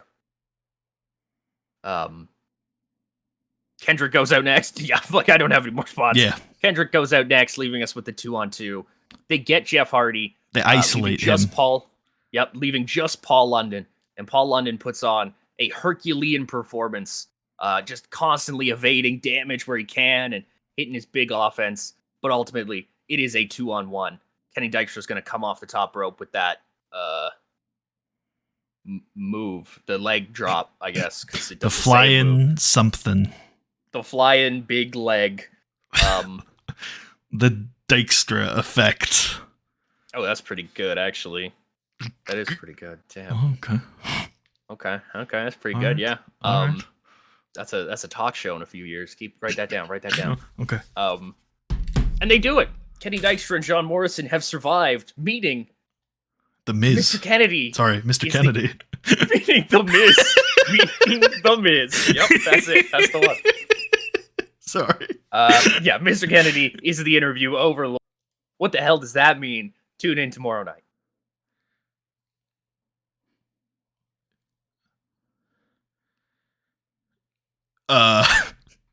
The comms go, damn, son. This is Philadelphia. We love Philadelphia. That's what the angle is. You're sure it's okay? It is. Cool. This is Look at Nutville. Live Look at Nutville. Cool. Steve Austin is pissed that Mr. Kennedy won. His team won. All right, and here we go. We are going into the United States Championship match. Randy Orton defending his title against Ted DiBiase Jr., the former champion. What do we need to know for this? I mean, if Ted DiBiase Jr. loses, Randy Orton has made it clear that he expects Ted DiBiase Jr. to quote unquote fall in line. Whatever the hell that means. Well, Cody Rhodes has been asking Ted DiBiase Jr. for the last month to join him and Orton in their sort of partnership, their team, maybe. I'm not sure, but Cody Rhodes turned on Ted DiBiase to let Randy Orton win the United States Championship, and then he's been saying that the best place for them is under the tutelage of Randy Orton, and Randy Orton has offered Ted DiBiase to join them as a team. They could rule Raw together as a trio. Randy Orton has talked about how he understands Ted. He himself being a third generation wrestler. And there are a lot of similarities between these three men. And Orton has offered Ted an opportunity to be as part of the team. Ted so far has refused. He just wants to get his United States Championship back. A United States Championship that he held all summer. Mm-hmm. Ted DiBiase also has kind of taken Cody to task for this, noting that Randy Orton is no leader. Like, this guy is not someone you want to follow. Yeah, he's a bad man. But if Ted loses tonight, he might be forced to follow Randy Orton. Yeah, we'll have to see what like the legal stuff is there, because that feels a little sketchy. But don't worry too much about it. Okay, that's fine. You're right. Yeah. This is a wrestling show. There are no cops here. There's no law here. We do what we want. So let's do it. U.S. title match. We get a back and forth between Ted DiBiase's gritty DMLS style grappling, in which he inflicts maximum pain, and Randy Orton's power spots and brilliantly executed feats of athleticism. Ted DiBiase definitely looks like there are moments where he could take this one, but ends up running into the three most deadly letters in professional wrestling: RKO. Yeah, I think Ted has opportunities here where he can take control, but he's never fully in control. It's one of those things where it seems like every time Orton makes a mistake or Ted's able to get a kind of crafty counter off with his grappling knowledge, Orton just finds a way to shut the door. Ted's in it, but he's never quite controlling it. RKO, and Orton wins. Now, what does that mean? Tune in tomorrow. Could be a lot of that, I feel like, tonight. What? But this is supposed to be one of our big shows, Tucker. It's supposed to resolve storylines. It's Survivor Series. It's Survivor Series, brother. Did Survivor Series ever solve any issue ever? Actually, that's my question. Well, the issue of who is the World Heavyweight Champion will be solved tonight inside the Elimination Chamber. So will a couple other belts. At least one. At least one other belt. I think just one. I think just one. I think two. Two. Thank you. Two. Okay. Anyways. Speaking of one of those two, we got a banger coming up, folks. Christian is putting his Cruiserweight Championship on the line against all the top contenders in the division. Psychosis, who lately has gotten quite personal with Christian after Christian gone through a I feel wrong saying this on air. Yeah, no, he's had time off for personal issues. Yeah, and Psychosis has made those personal issues very, very public. It's bad man. Don't like him. Don't Very like evil him man. at all. Yeah. Guy who I do like though, Rey Mysterio, who's also in this, and a guy who lately I don't know how I feel about. It's Alan Jones, who's continuously going down this road of I don't even know what to call it. He's a zealot. I'll tell you that. That's the best I could. He's more of a he's taken to offering guidance to the WWE universe and hope and really looking to spread good news. And recently, he's just gotten out of a long feud with the Idol Stevens, who really set about mocking Jones and really kind of ratcheted up the tensions between the pair of them. But Jones actually picked up a win in a street fight a couple weeks ago. And we've got a huge fatal four-way here. Cruiserweight Championship of the World on the line. Christian, Psychosis, Rey Mysterio, Thunderbones, Alan Jones. Who's going to pick up the win? Oh, and it's a record-breaking title reign for Rey Mysterio. Yeah, Rey's the one who ends up catching Christian with a 619. And he's gonna walk away. Is this 10? Is this 10 times? I can double check pretty quickly here. I want to say he was on 9. That makes sense to me. Can people hear this cat? They're gonna be able to hear it better than I can. Okay, well I'm gonna remove this cat. Hold on. This is Rey number 9. I don't know if Tucker can hear me, but for the audience, and this is his first title reign with the Cruiserweight Championship in over 3 years. Last time he was Cruiserweight Champion was August 2005. He has spent a long time away from that belt or many belts, but he's finally gotten back to the big time. His last reign was ended by Gregory Helms. He hasn't been able to return. But tonight at Survivor Series 2008, Rey Mysterio is rolling back the years. He pins Christian for his 9th Cruiserweight Championship. What to say? I heard that right? 9 time? Yeah. Very, very cool. What's next for the division? Tune in on Thursday. All right. We get a 1-minute video. We get a 1-minute video pack. I like how I just read it. Jesus, what's wrong with me? We get a video package here. That's what TEW YouTubing used to be. It did. Before we came in, we're the first ones ever. Yeah, ever to do anything. We invented the concept. We invented women's wrestling. Yep. I like it. It was us. That. Speaking of women's wrestling, we have a Divas search going on. Whoa. Yep. Put your ballots in, ladies. Trish Stratus is the new general manager of Thursday Night SmackDown, and she's been doing a lot of things differently. One of which is changing the women's division on SmackDown to give more opportunities for women with less experience, and part of that is this year's Diva Search for the first time in a long time. We've already kind of seen that bearing some fruit already on SmackDown with Kelly becoming a hotly discussed name lately. She seems to be really connecting with the young girls in the WWE universe. Indeed.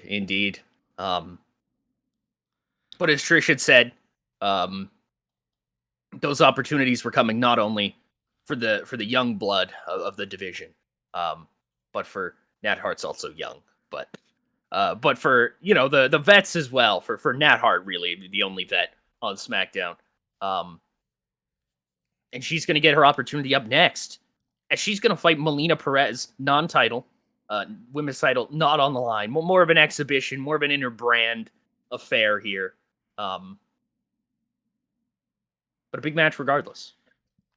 Now, before we move on to this match, I think you should take the opportunity to just update people on two other big names in the women's division who are not on this show. And that is former women's champion Beth Phoenix and the woman who cost her that title, Mickie James. What have they been up to lately, Tucker? Beth Phoenix is winning matches. Yep. Mickie James is currently involved in possibly is finished, but we'll have to see on that. A situation with Candice Michelle. Candice Michelle had called her trash. They had just wrestled actually on this past Monday Night Raw. Candice Michelle picking up the win, affirming her beliefs, really, that Mickie James is trash. And you have to tune in tomorrow. Tune in tomorrow to see how that turns out. Fantastic. But what you don't have to tune in tomorrow to see is our big match between Nat Hart and Melina Perez. Hell yeah. Very nice. Very, very based nice. Note. Well, actually, this is a different note, but it's still kind of based. It is kind of based. This is the Will Ospreay based note.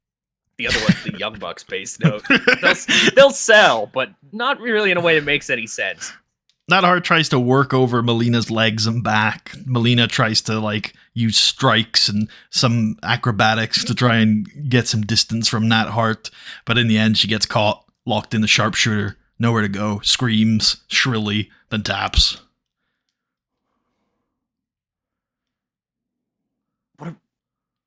I don't want to say it again. But with What's this victory, what's next for Nat Hart? I don't know. I mean, it's not like she can have a women's title match. She's on SmackDown. Or can she? I mean, let's not forget, Nat Hart created the undisputed women's championship when she defended it on SmackDown a few years ago. I feel like in regards to this now, the ball is really in Trish Stratus's court. I think there's some pressure here to do something. I think the ball's actually in Teddy Long's court, but I think Trish Stratus might want that ball. You know what I'm saying? His ball. She might not take his ball, but she might trade for the ball. There's a lot of, if you think SmackDown's the A show, Trish has a lot of leverage, but what Teddy Long has that Trish doesn't is a women's championship. What does Trish have that Teddy Long doesn't? DX. Good looks and hair. There's DX. There's a bunch of cruiserweights. Then again, Teddy Long has the best cruiserweights, so. Himself. True. Halala. Holla. Coming for your belt. Yeah. Oh. All right. Oh. We're moving into the dream match. I feel like dream match is overselling the gimmick here. Yeah, it's not quite a dream match, but yeah, go on. We're moving into the future as we're going to see the two new faces really of the Cruiserweight division. The two guys who their offense is unlike anything we've ever seen before. We kind of had this realization when Millennium came in that wrestling could be so much more, and we've hit that peak yet again. Kofi Kingston, Evan Bourne, two guys who ridiculously athletic, like through the fucking roof athletic. Evan's stuff a little more catered to the top rope. Kofi's is a little more, stationary, bouncy. I don't even know what the hell I just said there, but I think it gets it across regardless.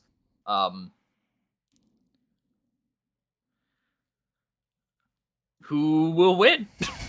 Yeah, we got Kofi Kingston. We got Evan Bourne, of course, the breakout star of 2007. Let's not forget, former Cruiserweight champion. Evan Bourne last year at SummerSlam at Wembley Stadium beat Chavo Guerrero to become the Cruiserweight champion. He really was the breakout star of 2007. In 2008, we thought that breakout star might be Kofi Kingston, and it was looking to be the case as he took the cruiserweight division by storm. Let's not forget, there's a massive difference in physicality between these two. I agree with you. They're athletic, but more importantly, they're creative. Their mental attributes are through the roof. The ability to kind of take situations and use their athleticism to solve those problems is unmatched. Kofi Kingston, though, is a little bit bigger than Evan Bourne. He's a little bit heavier than Evan Bourne, and he's got that ability to really kind of lay in some of those strikes, and when he does take people from out of nowhere, he does it with a force that can really surprise people. And we thought Kofi Kingston might be the breakout star of 2008. It didn't really work out like that. Kofi Kingston has spent a lot of time on the shelf with an injury this year, and he's only just come back to action. Evan Bourne said he made the mistake of waiting too long last time to ask for a match, so he immediately did it this time. Tonight, it's Kofi Kingston, it's Evan Bourne. Like you said, Tucker, which one of these two men is the future? Let's do it. So this match kicks off with a grappling sequence. We get a series of arm drags, kind of headlocks, running into the ropes. They leapfrog each other. We get some big leg drops, big drop kicks. That's the word I'm looking for. Big drop kicks, showing the athleticism of these two men, the height they can get on those drop kicks that brings the Philadelphia crowd into a flurry. We get some shoulder blocks from these two men. They go back and forth until Evan Bourne offers a handshake to Kofi Kingston. You know, he's impressed by how even they are in the opening stages of this match. Kofi accepts the handshake, but Evan Bourne rolls Kofi up into a cradle instead of going through with the handshake. Kofi kicks out at 2, and Evan kind of smiles and motions like, I was this close. I almost got you, Kofi. But Kofi, he doesn't return the smile. He looks locked in and focused. Kofi taking the action to Evan Bourne, a mixture of his unique offense that we've seen. Some of it we've seen since his debut. Some of it he's added recently. The double stomp to the chest of Evan Bourne. He leaps to the top rope and hits Bourne with a twisting cross body. He misses the Trouble in Paradise. And finally, Kofi cracks a smile and he motions to Bourne, I was this close to getting you with the Trouble in Paradise. Evan returns the smile. The action spills to the outside, and Evan starts using the environment, starts using the barricade, the steps, the announce table, just to cut off Kofi's momentum. You know, there's only a year's difference between these two, but let's not forget that in that year, Evan Bourne was the Cruiserweight champion. He went toe-to-toe with the likes of Chavo Guerrero and Roderick Strong, and even though there is only a year's difference in experience, Evan Bourne is certainly the veteran between the two of them, and we see that as he manages to break up Kofi's momentum. Still, though, Kofi's action, his athleticism, his creativity is unmatched, and Kofi runs across the barricade, leaping off of it onto Bourne with a somersault senton, re-establishing a little bit of control, or at least a little bit of ascendancy. He gets up onto the apron, emotions to he's going to go for a moonsault off the apron to Evan, but Evan catches him and then drives him sickeningly into the post, throws Kofi back into the ring, and then a big leapfrog springboard clothesline from Evan Bourne as he gets things back in the ring and back on his playing field. We get to the end of the match, the finishing stretch. Evan Bourne is at this point switching to a series of kicks and knees to try and knock Kofi out, it seems like, with his excellent and well kind of practiced kicking offense. Kofi, though, manages to break it up with a springboard spinning DDT from the second rope, which manages to switch the momentum yet again. And then he climbs to the top rope and does his leaping sort of frog splash crossbody for a 2 count. Evan Bourne manages to stay in the match. These two go back and forth, trading bombs, series of moves and strikes, before finally Evan Bourne catches Kofi with a shotgun drop kick to the knee, meaning Kofi drops to his knees, and then Evan cracks him right in the mouth with a big running knee, right into his jaw. Is that what that's called? It's Shining Wizard, but yeah. Glitter. Oh, I see. And then Evan climbing to the top rope, but Evan tries to capitalize on his glittering magician by climbing to the top rope, but he's clearly exhausted. He's finally kind of drags himself to the top rope, but he's taken too long. He's taken too long, and Kofi Kingston manages to leap to the top rope and then hit Evan Bourne with a Spanish fly from the top rope. The crowd goes absolutely crazy. Kofi slowly gets back up to his feet. He's hurting. Evan's hurting. These two men have taken each other to the limit. Kofi hits the boom drop and he signals for the Trouble in Paradise. He hits the boom drop and and he does. He signals for the Trouble in Paradise. Bourne stands up and Kofi hits the Trouble in Paradise square and clean. An absolutely beautiful hit with the kick. 1, 2, but Evan kicks out. Kofi still desperate. He climbs to the top rope. He goes for another crossbody, but Bourne mid-air hits a drop kick right to Kofi's ribs. Kofi collapses, winded. Bourne, this time with the adrenaline flowing, isn't going to waste any time. Scrambles to the top rope. Airborne, the shooting star press. 1, 2, 3. What a contest between these two. And it's Evan Bourne that comes out on top. Fan-fucking-tastic.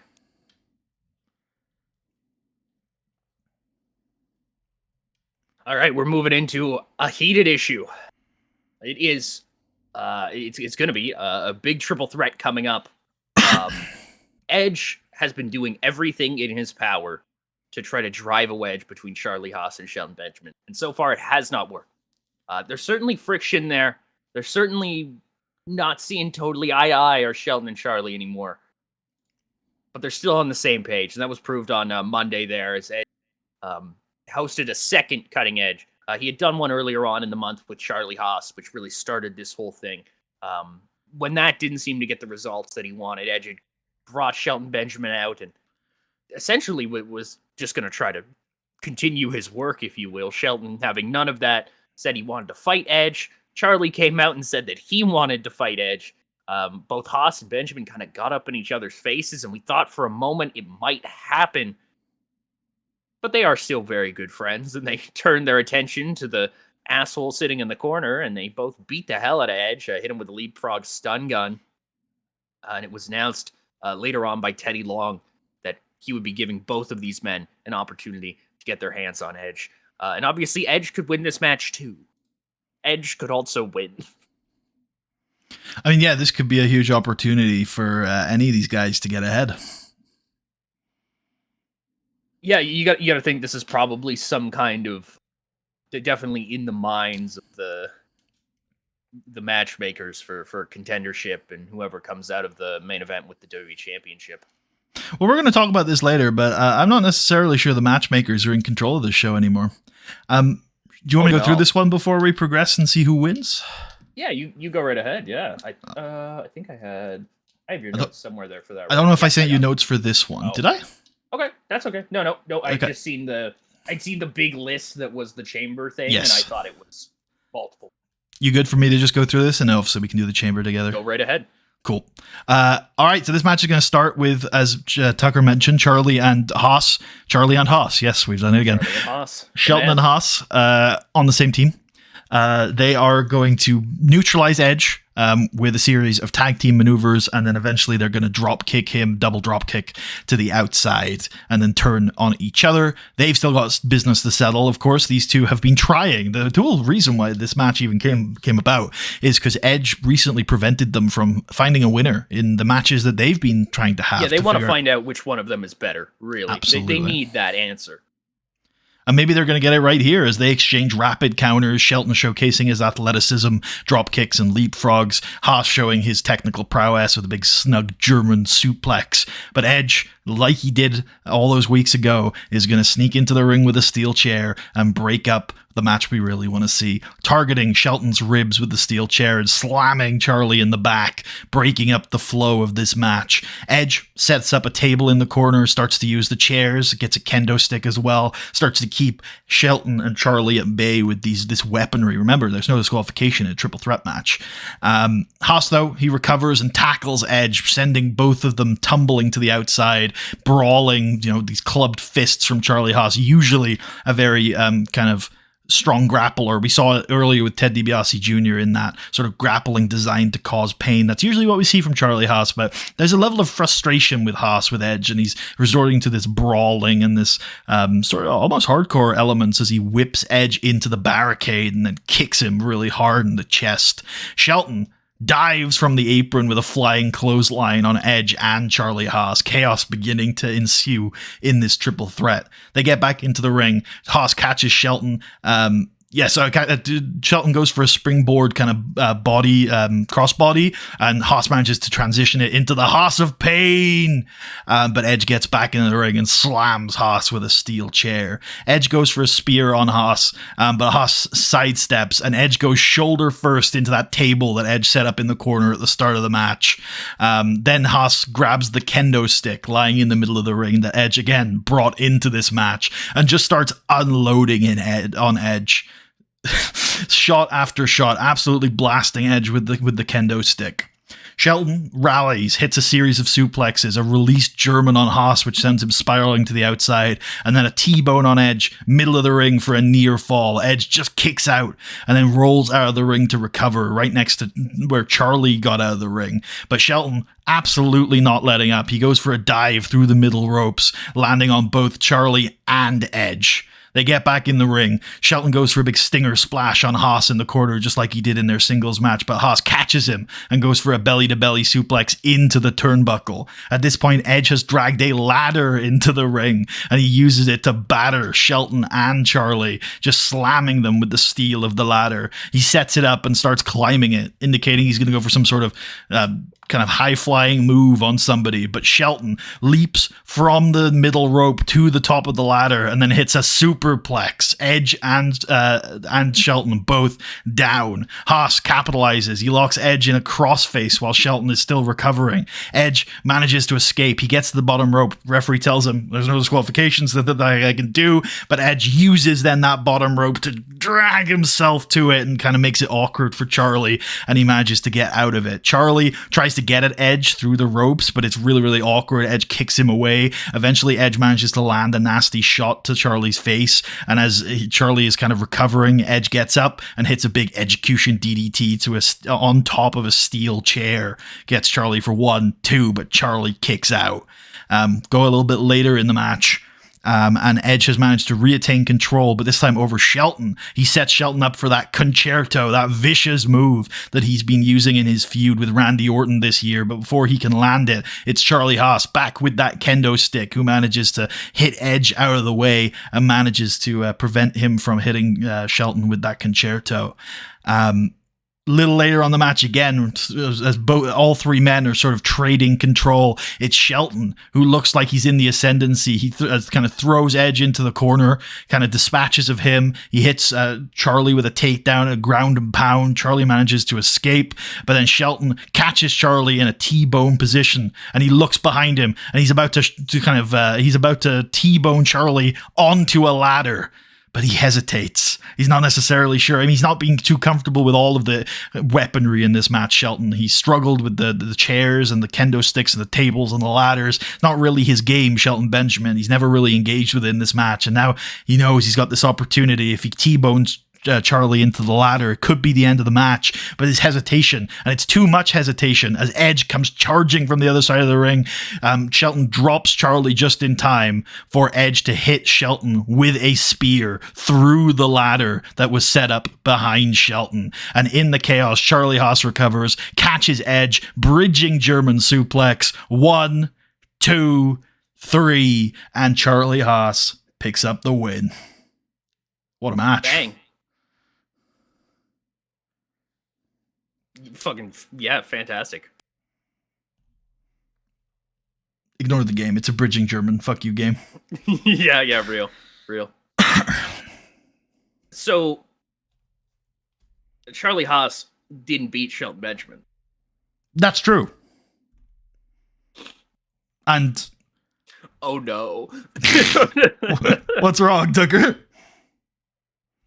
These guys didn't get their answer, did they? They didn't. But they got that asshole Edge hopefully out of the way.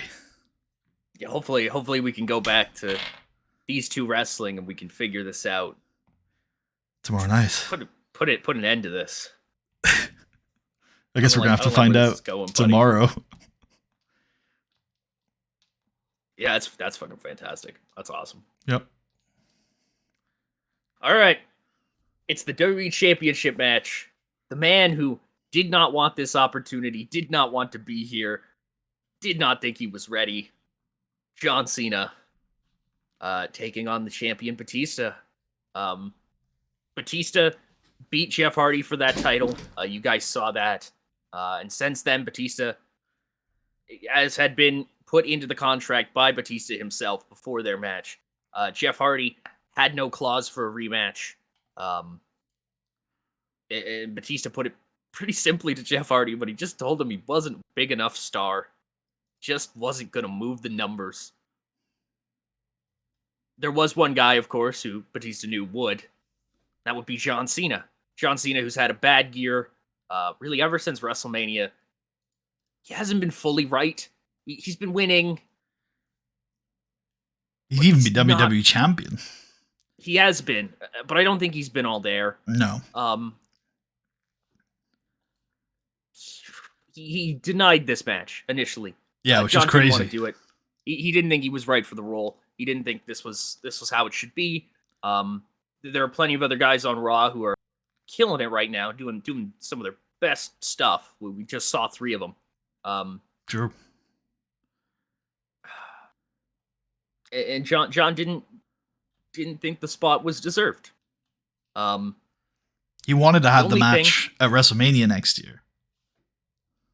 The only thing that changed his tune was The Rock. What?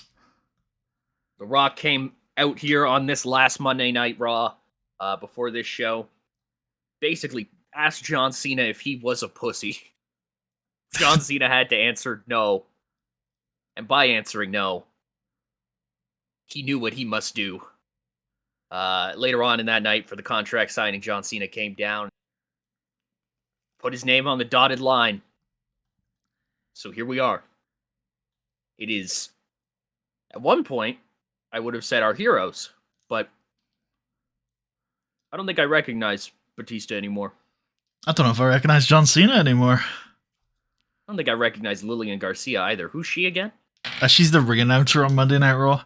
Although with the Mr. Kennedy administration about to begin tomorrow, that might not be. She might not be anymore. We need no ring announcer. Cut the funding for ring announcer. Get that shit out of here. They're just gonna freeze the ring announcer funding until they figure out what's going on. The Department of Television Efficiency coming in, doting on everybody. Let's do it. Let's do it. Do you have things for this? Or I have vagaries, but not spot by spot. Okay, let's just jump over. Let's just jump into it. Yeah. And the way I see this going is kind of Batista, overconfident, cocky, smiling, just trying to brutalize John Cena. And in the early going, that's kind of how it goes. He kind of like works over Cena, and he's really, really smug, and he's just completely dismissive of Cena.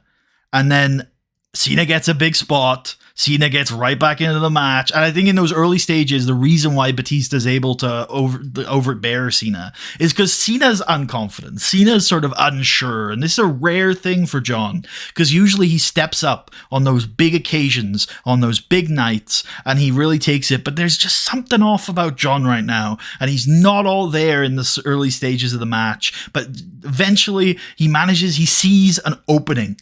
It's not even like Batista makes a mistake, even though he's being overconfident. But Cena just sees an opening and he rams through it with a shoulder block, a leaping shoulder block, shoulder tackle.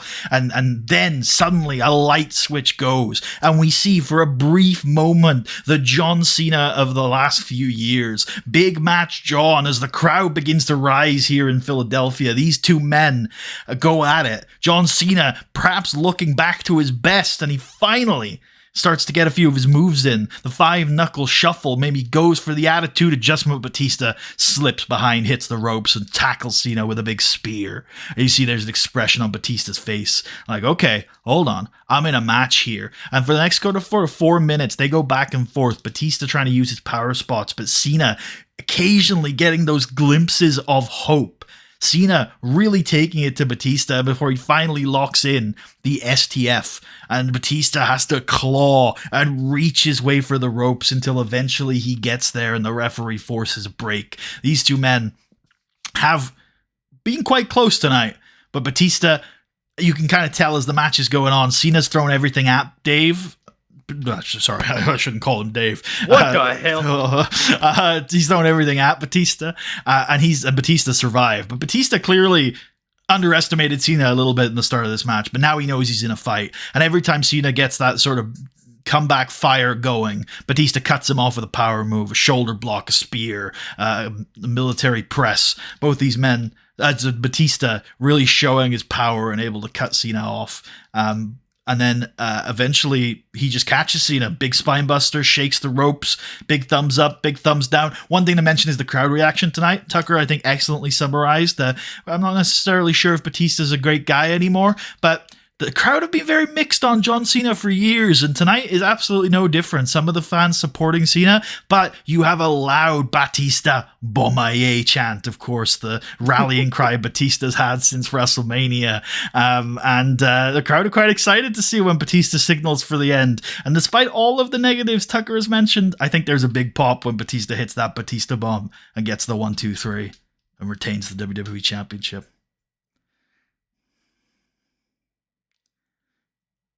Deuce and Domino run down the Elimination Chamber. Yeah. They talk about the structure. The specs of the Elimination Chamber. It's very tall, very wide, and it hurts. All right, let's get into it. Here we go. It is the World Heavyweight Championship Elimination Chamber coming up. You can see all of our participants there. Every single man here won a qualifying match. That's the word I'm looking for. In order to be in this match, except for Shawn Michaels, who continues to lose upwards, if you will. He lost his initial qualifying match against Chavo Guerrero, only to be afforded. Well, not even actually. There was a last chance battle royal on this last Thursday edition of SmackDown, and Shawn Michaels was not set to be in it, but he kicked the Idol Stevens in the face, went into the ring. Our referees did their best to try to tell him, no, Shawn, you're not in the match. I don't know what you're trying to do here, but he won the battle royal, and we rang the bell. So, you know what? Here he is. Here he is. He did it, I guess. That worked for me.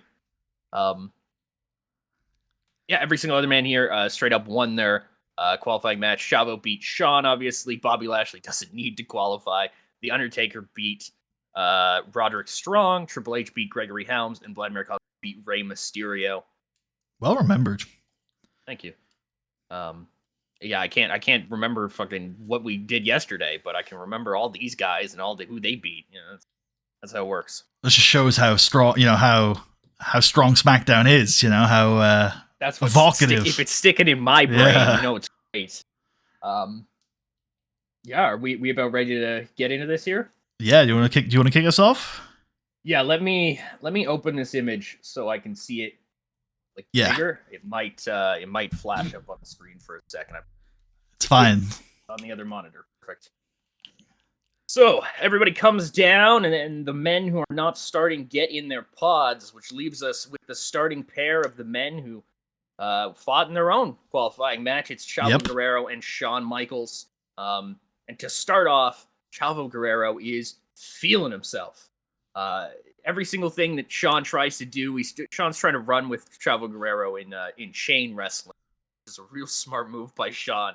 Chavo properly outclasses this man. Everything that Shawn tries to do, Chavo's got a counter for it. And every time that Shawn tries to up the pace, Chavo can up it a little bit harder. That's the power of being the best in the world. That's it. And I like to think that Chavo, like you said, these two fought in their qualifier. I like to think we get a few callbacks to that match. And I also like to think Chavo is doing a bit of talking, not necessarily in like a hostile way, but he's saying like, Sean, I told you last time, nothing's going to get in my way. I don't wait for destiny. I make my own destiny. And he's right. We're talking about the guy who came out of the Undertaker versus Batista feud as the World Heavyweight Champion. We're talking about the guy who main evented WrestleMania this year. We're talking about the guy who came back from one of the worst defeats you could have, losing to Randy Orton at WrestleMania 22. And did he pack it up? No. Chavo Guerrero is a survivor. He is a warrior. And he has been World Heavyweight Champion on a number of occasions. He wants to be World Heavyweight Champion again tonight. And he's feeling it. But that there's a little bit of overconfidence. You said he's the best in the world. He is, but he also knows he's the best in the world. And there's a little bit of arrogance that creeps into that, which lets Shawn Michaels fire back with a big flying forearm. But Chavo, as good as he is, manages to stop Shawn's momentum in his tracks. When Shawn goes up to the top rope, tries to hit that flying elbow, Chavo hits a big drop kick, getting Shawn right out of midair. Chavo gets Shawn up afterwards, and he goes for the Three Amigos. He's taking his time on it. He hits one. He rolls him over. He hits the second. And he rolls him over for a third time. Shawn Michaels hooks his leg around the inside of Chavo's leg, drops back, and rolls him into a cradle just as the time's coming down. 4, 1, 2, 3, kick out, 2, 1. Kozlov is here.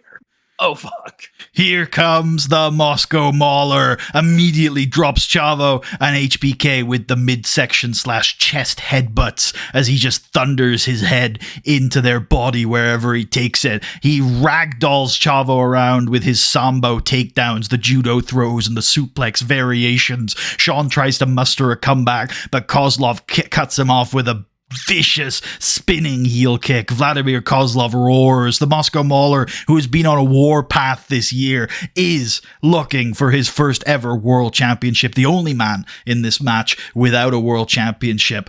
He charges, throwing Chavo into that sort of steel grate on the outside, the steel wall of the elimination chamber.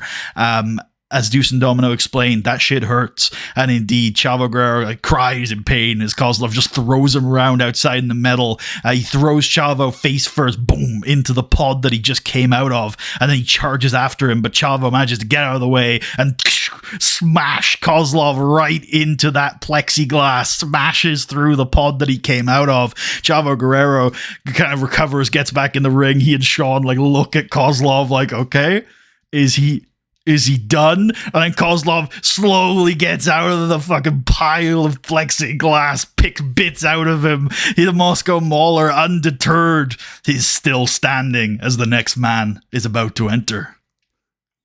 It's the champion. Bobby Lashley comes in. It's a big takedown on Chavo Guerrero. Hits off the ropes, and it's a massive spear on Kozlov, who's just trying to get himself back into the match himself. HBK sees this, and he's like, oh, fuck, gotta do something about it. Throws a super kick out at Lashley. Lashley ducks it, puts his arm between Shawn's legs. One arm picks him up, spine busters the fuck out of this man. Wait, Chavo Guerrero, through all of that, has climbed to the top of Vladimir Kozlov's pod and is standing on top of it. Lashley looks up confused as Chavo dives from the top of the pod, catches Lashley, and hits a massive tornado DDT. He pins Lashley, but he only gets 2. As Kozlov kind of gets himself going again, he knows the man who just took him out, so he lifts up Bobby Lashley, who's absolutely laid out from that DDT, and just starts fucking hammering in on him. Kozlov with these stiff fucking strikes, and Lashley, it might once in a while get one in, but Kozlov's fucking him up at this point. We see the kickboxing, the big thing between Lashley and Kozlov these last few months, because we've seen these guys go at it a few times, only once one-on-one, but they've come to blows in multi-man matches a lot. And what Kozlov has, his secret weapon, is that he has an excellent kickboxing game, but he has legs longer than you wouldn't believe. He's the tallest man in the ring right now, and he is able to keep Lashley at bay with those kicks. However, with those long-ass legs, Bobby Lashley catches one of them, picks Kozlov up, spins him around up onto his shoulder, hits the biggest power slam you ever seen in your goddamn life. Basically lays out both men. They both kind of roll. Oh, that won't work. He gets a 2 count, and then as they get back up and start brawling again, they spill to the outside and start slamming each other into pods into the chamber walls. Yep, that works. Perfect. It's Triple H. The timer has hit 0. Triple H is in here, and they're right outside his pod, so Triple H is going to go right for Vladimir Kozlov anyway. They start throwing hands at each other. Kozlov actually drops the kickboxing stuff. Triple H just rushes over, and Kozlov's like, oh god, it's a fight. So they're just throwing punches at each other. Yeah, we've seen this between these two before as well in the multi-mans of recent months. Triple H is one of the only men who's consistently able to counter that kickboxing from Kozlov. There's just something about the way Triple H moves, the way he's able to generate speed over short distances. He closes with Kozlov into the clinch, and like you say, it forces Kozlov to go for those elbows, which those elbows are devastating, but at least you can actually get some counter shots off, whereas with the kicks, you really can't do anything. Meanwhile, during this whole thing, Chavo is kind of bouncing between the two other participants of the match, Lashley and Shawn Michaels. Lashley fires Chavo off the ropes into Lashley. Lashley would go for a spear, but Chavo kind of rolls out of the way very quickly. He then charges at Shawn, who kind of rebuffs a Hurricane Rana attempt. Chavo lands on his feet, hits the ropes himself, tries to go at Shawn once again. Lashley gets in there. We'll do like a crisscross for a second. It looks like they're going to collide. They don't. As Triple H comes in and squares up with Bobby Lashley. Basically just cuts Lashley off in the crisscross spot. Just stares into the ring. And Chavo, obviously running the other way, kind of stops and is like, oh, I'm going to let that unfold as it is. Yeah, Lashley and Triple H get in each other's face. Before Triple H can even really react, Bobby Lashley has him up over his shoulder from the Dominator. They're squared up 1 second, and then boom, he's up on the shoulder. Explosive pace of the champ. Lashley turns around to let the crowd fucking soak it in for a goddamn second. And then from off the side of the screen, a foot comes in, hits Lashley on the chin, and drops him. Shawn Michaels super kicks Bobby Lashley in the goddamn face. And then from out of nowhere, Chavo does his new springboard rolling kick to Shawn. So Lashley's down from the super kick. Shawn's down from the kick. Chavo's down from pure exhaustion. Triple H, who was just about to get dominated, is on his feet. And the only other man on his feet is the Moscow Mauler, Vladimir Kozlov, who closes the distance with Triple H and kind of breaks Triple H's kind of contact with his feet in the ground in going for a judo throw. Manages to kind of get Triple H off his balance, but Triple H recovers as he is almost halfway over Kozlov's shoulder and just swings his leg underneath Kozlov's into an absolutely unrepentant, blatant low blow. He just kicks Vladimir Kozlov in the dick. He just absolutely low blows the shit out of this man. And Kozlov, he might be a tough son of a bitch, but everybody hurts down there, and he just recoils in pain. Triple H kicks him in the abdomen. Pedigree. 1, 2, 3. Ladies and gentlemen, our first elimination, Vladimir Kozlov, but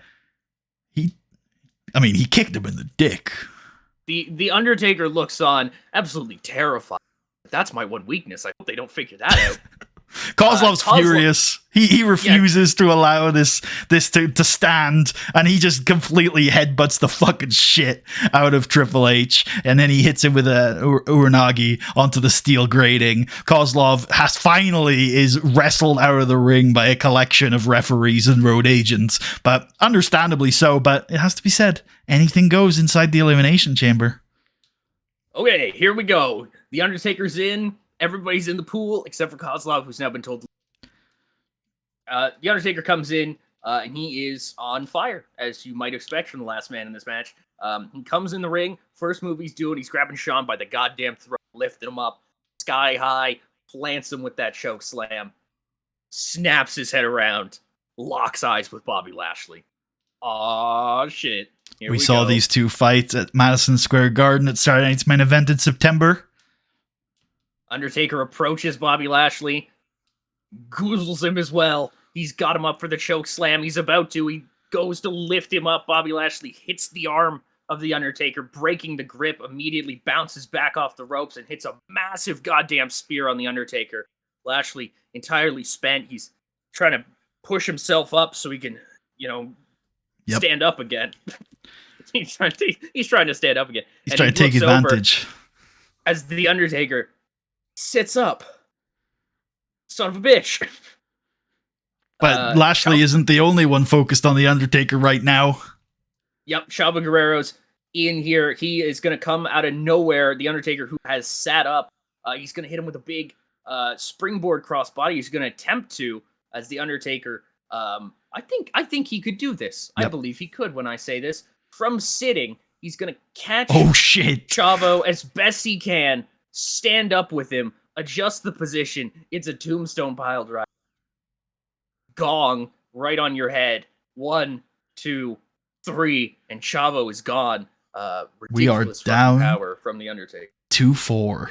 The Undertaker, Bobby Lashley, Triple H, and Shawn Michaels. Lashley, HBK, and Taker kind of all go at each other. They're trading reason why it's those three, by the way, just to mention, is that Triple H is still recovering from getting slammed onto the steel grate by Kozlov earlier. In fact, he might be being tended to. The medics might have the door slightly open while he gets treated. Perfect. Lashley battles off Shawn. The two big heavy hitters kind of tee off on him for a minute and kind of incapacitate him for a moment. Taker ends up catching one of Lashley's punches, twists the wrist, starts climbing the turnbuckle, goes out across the ropes, and he's about to hit an old school. As he comes off, Lashley pulls him into him. Hopefully Taker can kind of turn as much as I goddamn hope he can, because he's going to pull him right off that top rope, essentially, spin him around. He's got him in that massive power slam, and he hits another one. That power slam doing real well for Bobby Lashley in this match. But he isn't able to capitalize because Shawn Michaels is back. Yep.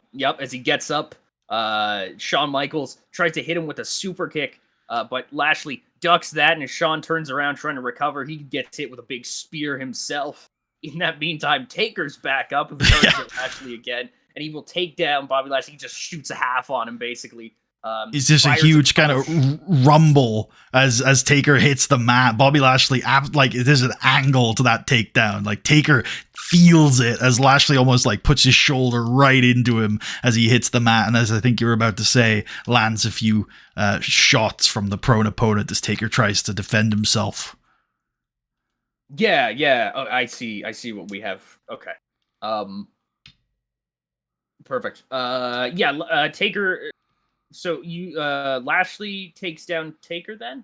Yeah, Lashley's taking down Taker. Okay. He's raining shots from above, but Taker, as we've seen before, not somebody you really want to be in the guard of, as his legs, big and strong, wrap around Lashley's neck, and he snaps very quickly into a triangle choke and almost immediately transitions it into that previously banned submission hold, the Hell's Gate.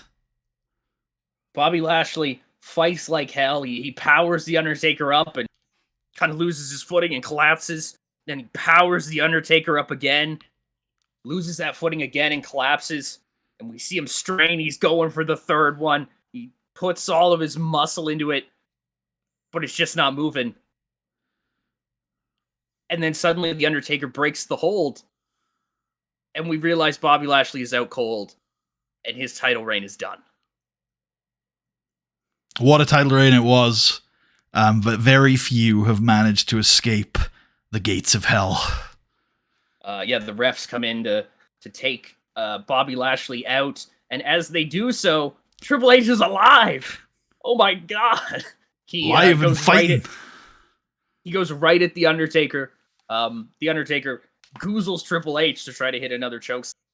Triple H kicks him in the gut there, hooks both the arms, hits a pedigree. Obviously, Triple H probably trying to get this done as quick as possible. I imagine there's some bad internal injuries there. He gets the cover on the Undertaker. 1, 2, and Taker kicks out. Of fucking course. That will take Taker out, though, for the foreseeable future. Yeah, and Triple H realizes Shawn Michaels is up, and he's looking at him directly in the eye, and there's conflict on Shawn Michaels' face, because now he knows with only 3 men remaining that sooner or later it's going to come down to brother versus brother, degenerate versus degenerate, Triple H versus Shawn Michaels, and there's a hesitation between both men before finally they realize what has to be done, and they start throwing fists, throwing punches, slugging it out. These 2 men, they might be friends, they might be brothers, but only one of them can walk out as the World Heavyweight Champion. As they're brawling, Shawn probably takes the worst of it. Triple H a little bit of a better punch thrower than Shawn Michaels is in a straight up fight. So Shawn's kind of on his feet. Taker comes in and just kind of shoves Shawn Michaels over, the kind of out on his feet, just pushes him over, goes right at Triple H, picks him up on his shoulder, hits the massive snake eyes onto the on the turnbuckle there. Taker with his insane speed hits the goddamn ropes, takes Triple H's head straight off with a big boot. Shawn Michaels tries to come back into the ring, landing some elbows and punches on The Undertaker, but The Undertaker is too strong. He picks Shawn up, going for that last ride, but Shawn slips behind and hits a big super kick. And The Undertaker is not down. He kind of nods his head a bit like, oh, fuck, am I still here? I'm still here. And he turns around trying to get his feet on him, and he turns right into a kick to the gut. Triple H hooks the arms, pulls his head down, pedigree. Cover. 1, 2, 3. The Undertaker is gone. We are down to who's 2. left? And Triple H has that moment where he says, okay, who's left? And he looks over. And he's like, oh, fuck. All right. Let's do this then. The crowd has the opposite reaction, though. They're like, all right, it's these 2. Let's do this then. Hell yeah. We've seen battles between these 2 men, epic contests, Triple H, Shawn Michaels. In fact, we've seen these 2 in this very position 6 years ago at Survivor Series. 2 men fighting it out as the last men in the Elimination Chamber for the World Heavyweight Championship. Shawn Michaels won on that occasion, but since then, Triple H has been the victor in an Elimination Chamber of his own.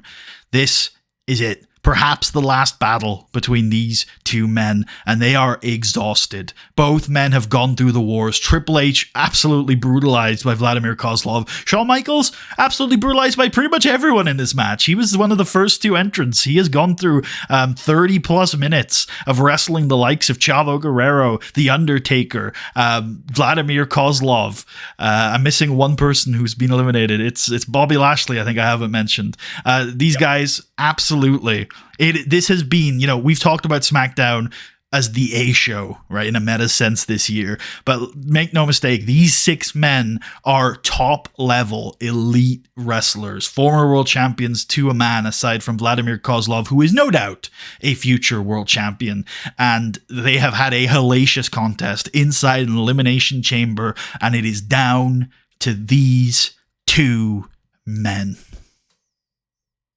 So these 2 slowly get to their feet, and they start trading punches. We're going to take the temperature of the crowd a little bit. Any boos, any yays, how we feel in here.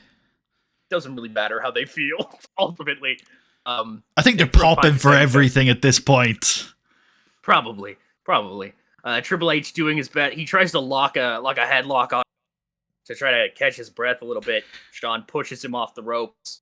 Shawn pushes him off the ropes. Triple H comes back, hits a big running high knee on Shawn Michaels. He's feeling it now. He picks up HBK, kicks him in the gut, hooks the arms, but he just can't quite hit the pedigree, can't quite get him to come down, and Shawn wiggles his arms out, and he grabs Triple H by the waist, lifts him up, hits an inverted atomic drop on him, and Shawn crawls his way up to the top rope. He's barely fucking alive, really. Yep. And he kind of just falls off, hits one of those big pumping elbow drops that he got right onto the goddamn sternum of Triple H, right where Vladimir Kozlov would have done all that damage with the Uranagi. That'll do it. Shawn kind of drapes himself over Triple H. 1, 2, and Triple H fucking kicks at him. God. And Shawn gets up and he kind of collapses back into the corner, drags himself up to his feet, and he starts tuning up that goddamn band. This will be it. If Shawn can hit this, He will win this match. Shawn comes out of the corner, extends his leg. Triple H ducks down underneath that leg, picks up Shawn, kind of very similar to how Bobby Lashley did it, honestly. Hits a big old spine buster. There wasn't enough pace on Shawn Michaels there. He tuned up the band, but he just doesn't have the energy to hit that sweet chin music at the speed that he needed. He gave Triple H an opening. Triple H gets Shawn Michaels up, kicks him in the gut, hooks the arms, and Shawn Michaels' knees just give out on him. And Triple H has to kind of pull him up by the arms, looks out at the crowd. This is it. Shawn manages to get his arms loose and he backdrops Triple H. They both are just spent. Absolutely. Triple H is the first one to get to his feet. And he goes back to looking at the crowd. And he's trying to hype himself up. He's trying to find his second, third win, maybe fourth. Who knows? Let's not forget Triple H is a 5-time World Heavyweight Champion, joint record champion, 4-time World Heavyweight Champion, joint record with Batista. He could become the out-and-out most successful World Heavyweight Champion if he could just put his best friend away. Triple H hits his thing. He rears up the arms. That's the best way I could put it. He rears them up, and then the crowd starts to feel it. Triple H picks Shawn Michaels up, and Shawn's barely standing, and he takes the one arm, and Shawn breaks just enough space where he can throw that leg out just kind of errantly, and it hits Triple H in the chin. They're both down once again. It was a super kick. Jesus. These two guys. Shawn is the first one to kind of figure out where he is, and he once again pulls himself up in the corner.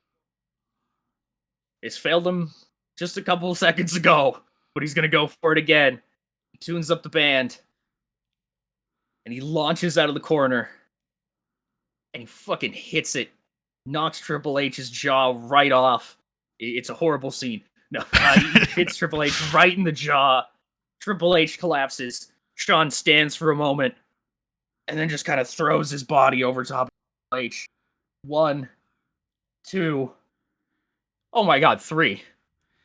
Jim Ross on commentary says Shawn Michaels has rolled back the years. He's turned back the clock. He's promised for years that he's got one more in him. And tonight, finally, the Heartbreak Kid, the showstopper, has proven it to the world. 6 years to the day from his first World Heavyweight Championship. Shawn Michaels is back. The Heartbreak Kid is the World Heavyweight Champion. He's beaten everybody. He wasn't even supposed to be in the match, and now he stands on top of the world as the heavyweight champion. The door comes open, and then the refs and staff come in immediately. We've got water and ice packs and all that shit here because that's insane. Shawn doesn't even know where he is, really. He kind of just like gets in the corner and starts talking to the ref, like, okay, Shawn looks at the ref and he says, yeah, did I win? What's a basically, yeah, like he's like beat him, and the ref's like, you did. Shawn's like, what? And they bring the belt over to him. Wait, no, they don't. Triple H enters the ring with the World Heavyweight Championship in his hands, and there's a moment as they look at each other, Triple H and Shawn Michaels, and then the crowd kind of feels it. These two men, they're tag team right now. They fought over a belt at WrestleMania. They fought over championships for years. They fought over this championship for the last 6 years. They've been through wars. They've gone to hell. And Triple H is holding the World Heavyweight Championship. And has this finally been the moment where they've cracked, where Triple H has realized that he doesn't want to be Shawn Michaels' friend. He doesn't want to be Shawn Michaels' tag team partner. All that matters to these two men is this championship. And now Triple H sees Shawn Michaels has won it. Is that going to break him? Is that going to break this friendship? And Triple H hugs Shawn Michaels. He embraces him. And then he goes behind him. He puts the championship around Shawn's waist. He gives him another big hug. And he leaves Shawn to enjoy the moment. We might have seen the same result as 6 years ago, but the implications are drastically different. Sean, who basically immediately collapses in the corner. We'll give him a couple minutes here so he can get himself together, and then he can start celebrating. Fuck, man. I don't know if we should ever do an Elimination Chamber again. This is fucking. These guys are not right now. Jesus. It took years off their career, but Shawn Michaels, I bet you, doesn't care. All that matters is that he finally did what he's been trying to do for years. He proved to the world that he did have one more left in him. He rolled back the years. He turned back time. The Heartbreak Kid is the world heavyweight champion.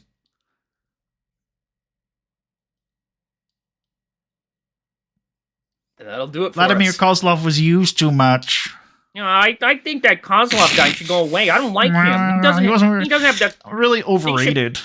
They should have. They should have put Rene Dupree in that match. I like Rene Dupree.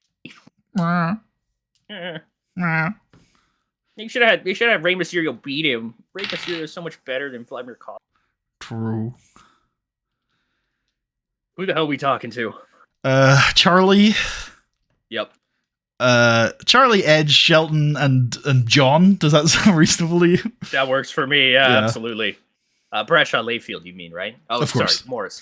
Yeah, of course. Yeah. Ooh. Great performance. John, come here, big dog. We did it again. Speaking of a great performance, should we show our patrons? We should, but first, the money. Holy that's a lot of money. Fuck. Oh, we don't get any pop. That's fair. So yeah, we'll do. Oh man, we get to do this too. We do. We are allowed to. Are you still adamant that it's worth doing? We'll do another one here. We'll see. All right. Okay. I've seen a couple before that are like, okay, this is interesting. This is cool. And they did make the changes, right? Hopefully, we're gonna get less asks about people being off their game. Obviously, as you can see on the screen, thank you to our Patreons. To our patrons. That's how you'd say that. If you subscribe to is it still the highest tier? Yeah. If you subscribe to the highest tier, you're gonna get your name on here. And even if you stop giving us money, that's cool. You're gonna be on there the whole time. On there forever. Yeah. I was gonna say literally forever, because the series will go until one of us dies. So we've been doing this for too long. And we have no intention of stopping. So before we get into the music, I just want to take a moment, a final moment, to appreciate Bobby Lashley's title reign, because he absolutely nailed it. He killed it. Yes, he was set up to succeed, but so have lots of other people, and he actually did. So good job, Bobo. Absolutely loved your reign. I really hope that he doesn't get lost in the SmackDown Sea afterwards. All right, let's get me out there. I've brought together a bunch of quote unquote journalists here, and they're going to ask me some quote unquote questions. If you get a work shoe where Amy Weber denounces the result of the Mr. Kennedy match. This is literally a WWE 2025 press conference question. You seem to have great success in the U.S. market. All your competitors are playing catch up. You must be delighted. Is this a question? I don't concern myself with other companies. I concentrate 100% on WWE. That's just a lie, though. We could tell the lie. Right. What about it's no surprise that we dominate? We're just giving the fans great shows. That's a good line. That's a good line. So Survivor Series has been considered a success. How do you feel? I'm delighted that it went so well, honestly. Yeah. I will be applying. No, I have no interest in that position at all. I don't even know what that is. What are you talking about? The Idol Stevens is coming to the end of his current deal. You see him signing an extension? Oh. Why is there not I don't talk about contract negotiations literally option? Right? Yeah, I don't do that. He's a big part of the WWE family. We'll of course be offering him a new deal. We'll give him a new deal for sure. Yeah. Joey Mercury. It'll depend. Will still be in WWE 6 months from now. I doubt it. It will depend on his. It will depend on his wage demands. I love it. We'll do everything we can to keep him. It'd be an enormous blow to WWE. That is genuine. Okay, that's it. That was worthwhile, I guess. And that's Survivor Series. That is Survivor Series. The next time we see you guys will very likely be 2009. Holy fuck. Does that mean you want to plug the thing that we're doing in December here? No, if it's all right with you and you agree with this, I think we should do a separate video for that. I think it'll absolutely works for me. Have better results. Cool. Absolutely works for me. For Putty, for myself, and for Shia Michaels, we'll see y'all in the... Oh, wait, who the hell is this guy? I don't like him. Anyways. All right, we're out. Nice. What did we... It was a long show, but I felt like we did pretty good at like keeping it as short as we could. If it was like an hour and 10, I feel like we did pretty well. Hour and a half, yeah. Okay, well, it was good stuff still. Hopefully it won't feel like a long hour and a half. I think actually it was an hour 25 or so, but yeah. Yeah. Okay.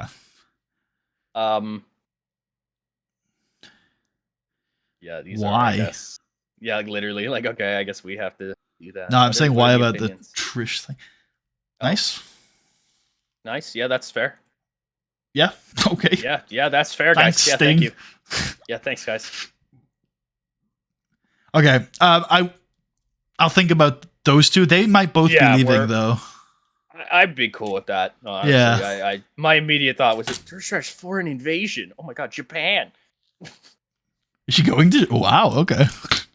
All right. Okay, fair enough. Maybe we should let her go to do the if JWP run. Brother. I was about. Yeah, I was saying the same thing. I think her contract's really long, though. I think it is too. Yeah. I think we locked her down forever. Because there was like no other. Yeah, there was no other. Just like we might as well pay her. Yeah. She'll just sit at home otherwise. Can we take a brief tour? We can get out of here if you don't want to, but can we take a brief tour of some overnesses? I also just want to show the visuals, if you will. Oh, yeah. I think it's the only title change, right? Oh, no. What? Oh, okay. That sounded like a you were upset we were doing this. No, I was making noises because that, Sean's there with the title. Oh, it's a different era. That it is. We got Ray now again, 9-time cruiserweight champion. Absurd. It is absurd, but also he should have the record, right? And he should have a pretty unassailable one. I was thinking about this yesterday because I was like, I want him to have a few more reigns because realistically, this is his division and he should be the big part of it. And then, but I was also like what number is too much for a guy, and I was like 16 feels too much. Something like 12, 13, which is where Triple H ended, I think, in world titles. That maybe is okay. Did you? This will be actually tell me who else you want to say off topic things. Okay, how's Dave doing? That was a nice big win for him. Pretty good. Yeah, pretty fucking good. Did you see the Cena promo after the Rumble? In real life 2025 Rumble? Yeah. No. It was pretty damn good. It's John Cena. Okay. So Cena essentially says, he was like, I've always said that like it is my honor to be here for this company, and I'm gracious of all the time I'm given. And he's like, I've always taken a back seat because I thought it was best for the company. And he's like, now I've thought about what's best for the company. What's best for this company is me main eventing WrestleMania. And he said, what else did he say? He said, he's like, I've never really wanted to say it, but it is in my mind now. I am winning my 17th World Championship this year, and I am winning number 17, so I may shake the hand of the man who wins 18. And I was just like, fucking John Cena. Like, he just said that, and I was like, fucking John Cena. God damn it. This dude. He's so good. Hell yeah. Who else are we looking at? Ray. Yep. Oh, shit. He's gonna end up buying SmackDown. John Cena? Yeah. Hey, I mean... He's doing what's best for the company, buddy. Yeah. How's Christian doing then, I guess? Probably. What was he at before? Okay, he's down a little. Like the same. We've ruined him, but that's fine. We do that to everybody. We were always going to, so it's fine. Alan Jones, how's he doing these days? Yep. He is... Okay, he's over, but he's always been over. Mr. Kennedy. Yeah. Big Holy sweet God. Fuck. It's the same where it was. Yeah. Yeah. But he's crazy over. Randy Orton? Just out of curiosity, I think, isn't he hundreds or something? Last time I checked. Nah. Okay, he's over as fuck though. Maybe let's get big. Oh, Charlie Haas, but I think he's probably pop capped wherever the fuck he is. Well, I don't know though. Definitely yeah, is. He is. How's Shelton and Edge doing? Cool. He's up actually. Shelton's up. Edge is fine. He's down a little, but he's fine. By the way, Edge suddenly turned a corner in this save. You seen that lately?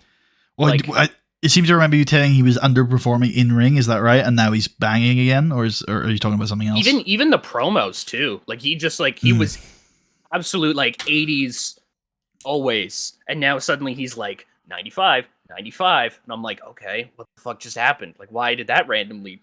Why? What happened? I mean, he caught fire. He got. I really like how this Charlie Shelton Edge thing ended up going. When I immediately had that idea, I was like, "Oh, that's cool." Just Edge just inserts himself into this feud, and it's I think it worked out really nicely for all involved. And I think it's going to be exciting when Shelton and Charlie have their match. I love our Edge. Me too. Fantastic. I know I had I messaged you a little while ago where fuck, Christian should have been Edge twice now, or whatever. Or Edge should have been Christian twice now, whatever I ended up. No, I love where this guy is. He's I think this year he's really crystallized into a cool character. I was gonna say, I think he has made himself absolutely, I think unquestionably, one of the supporting pillars. Yes. Which I would say is... I agreed with you with the first word, and maybe I would with the second. I would say he's a really strong supporting cast member. Which might be the exact thing you're saying, but I just using the phrase supporting pillar to me is a bit it's a bit more okay. When we talk, I think we are going to keep Edge, but when that journalist mentioned his contract was expiring, there is a part of me that thinks, well, he could be pretty cool in another company. But I think we will probably end up keeping him because I agree with you that he's a really good, he's a really, really good supporting cast member. I would say him, Chavo, Taker, and there was one more I had in my head, but I don't know who. Kind of got to include Sean, I guess, maybe. And Sean and Try maybe are one space there. Yeah, maybe. Yeah. So those are kind of the guys who I see as auxiliary to the pill. Bobo's been that this year, but I don't think he's a long-term guy in that spot. I think Bobby Lashley and Jeff Hardy both in that conversation now, but I don't think they're in those spots yet. Not established in that yet, where I'd be like, yep, they are definitely in that in my head. I think this wouldn't be a bad time to do it. Do you want to take go into the in-game editor and make Bobby Lashley an MMA fighter? Absolutely down. Yeah. He's had a hell of a year. He's still pretty green. If he wanted to go do some MMA, this will take fucking ages to load. Yeah. I'd be okay worker. With it. Also, Brock Lesnar's wrestling in New Japan, right? Yes. Yeah. We still might want to do that thing where we just... Yeah, that was what it was. When his New Japan contract ends, we were going to send him away. Yeah. Yeah, I like that. Probably Misk. MMA fighter. There you go. Save. Cool. Watch him fuck us up at Mania. I mean, I doubt he will be in such an important match that it will matter for us if he decides to do that. He'd be fucking himself over more than anybody. Absolutely fair, honestly. Yeah. Absolutely fair. Oh, look at that. Our two color commentators on the Who's Not chart now. I was going to say, I'm going to de-push Lawler as a worker while I'm here. Should probably de-push him as a color comm too. Make him a personality. Sure. Oh, I have to ask him. Are you willing to be a personality? Okay, I can do that. Thanks, King. Perfect. Cool. Yeah. I think I'm good. Should we set up SNME 28 Iron Man before we go? Probably, yes. Which one do we want to do it off of? I guess this one just works. That one makes sense. Already. Yeah, it'll be the one that'll make the most sense, I think. Are you okay with that name? I am, but we'll hold out on the name. We also probably don't want to make a major band anymore. No, that was for all of Batista's posse, I think. I believe the date's December 6th. It'll be the first. It'll be the first Saturday of December. It'll be pretty easy to figure out if you just go to December. Yep, it's the 6th. Yeah. Wait. 5th then. That's a Sunday. Is it down as the 6th? It is down as the 6th. Okay. Uh-oh. I'm sure I meant the 5th. It's fine. Yeah, actually. No, that's 2009. Oh, what the fuck? It is the 6th. How the fuck did I do that? I don't know what happened there. No, it's automatically set to 09. Yeah, it jumped a year ahead. Okay, I was gonna say, I'm like, I didn't do that. I swear I didn't do that. Wait, hold on. Go ahead, open it up again. What's the reason we don't do special? Where do you see special? That's a good point. Yeah. Do you see monthly? Oh, sorry, annual somewhere? Because it is in as an annual schedule every year. That's annual. Special. Do you remember a reason why we wouldn't do special? This is a new one that we made only a couple months ago, so I would not have thought to. But do we do special on any of the other ones? Oh, we do. Okay, cool. Definitely on the first one, yeah. They're both special. You can see it there is a special show instead of is an annual show. Dormant second. Then I see. Oh, yeah. That isn't where I was looking, but that also is the same thing. Yeah. Oh, where were you looking here? It's the second line of white text. It is a special show. Yeah, I would say it is an annual show. Yeah. Yep. Yeah. We should set the venue for that if we have it as well. I think we do, right? It's Charlotte, North Carolina, cable box. Should be next venue. NC. Yep. Oh well, game doesn't like that, so it should be Time Warner Cable Arena. Oh, I apparently said fuck the naming conventions. Fair enough. Do you want to go fix it? We can go fix it. It's not that hard. I can go fix it, but now it'll be like it's pre-booked for a show, so you can't change it. It might be, and then you'd have to un-pre-book it and then go in again. Venues and locations. Time Warner Cable Arena. Wait. Oh, there is one. Oh, I set the record name. Okay, easy mistake. Easy mistake to make. That should be fixed now and shouldn't crash the game and just my own. Okay. Okay. You imagine one day if you fucking woke up too much for me, that was just like Putty the Save Crow. Like, what is the most recent data you have? You're like 4 months ago. I'm having a vague recollection that did happen once, but then you fixed it somehow. It did. It was very early on, like in the first year, and I think we just restored it to like the Monday. The Monday. TV. I had to redo the TV. Yeah. All right, cool, man. Well done on the Elimination Chamber. I think it was really cool. Yeah, I realized at one point I was like, man, all this, I hope he's cool with that, or like a lot of this. Yeah, no, I did the other two matches. I noticed it as well, but I was like, hey, he's enjoying it, and I did the other two matches as long as I can come in and because I was almost, it was almost like you were doing play-by-play and I was doing color in the main, which is like kind of our natural characters anyway. So yeah, I think so. Yeah. I think it. No, it was fun, and also we're in terms of ego, you're basing it off of my notes, so it's not like my fingerprints are all over it. And even when you were doing other stuff, it was still it's based around the structure, so it is chill. It was good. I enjoyed it. All right, I'm gonna end off the stream. Thank you all for watching. I hope you all enjoyed, and we will see you. When are we back, Tucker? Tomorrow. Cool. We're back tomorrow for the Fallout shows to start building towards the end of 2008, Tucker. Oh my god, 2009 is going to be really weird to look at on the screen. But anyway, we're not far away. Weird. It's only going to be a couple of weeks, and then we'll be in 2009. We'll see you then. Peace out.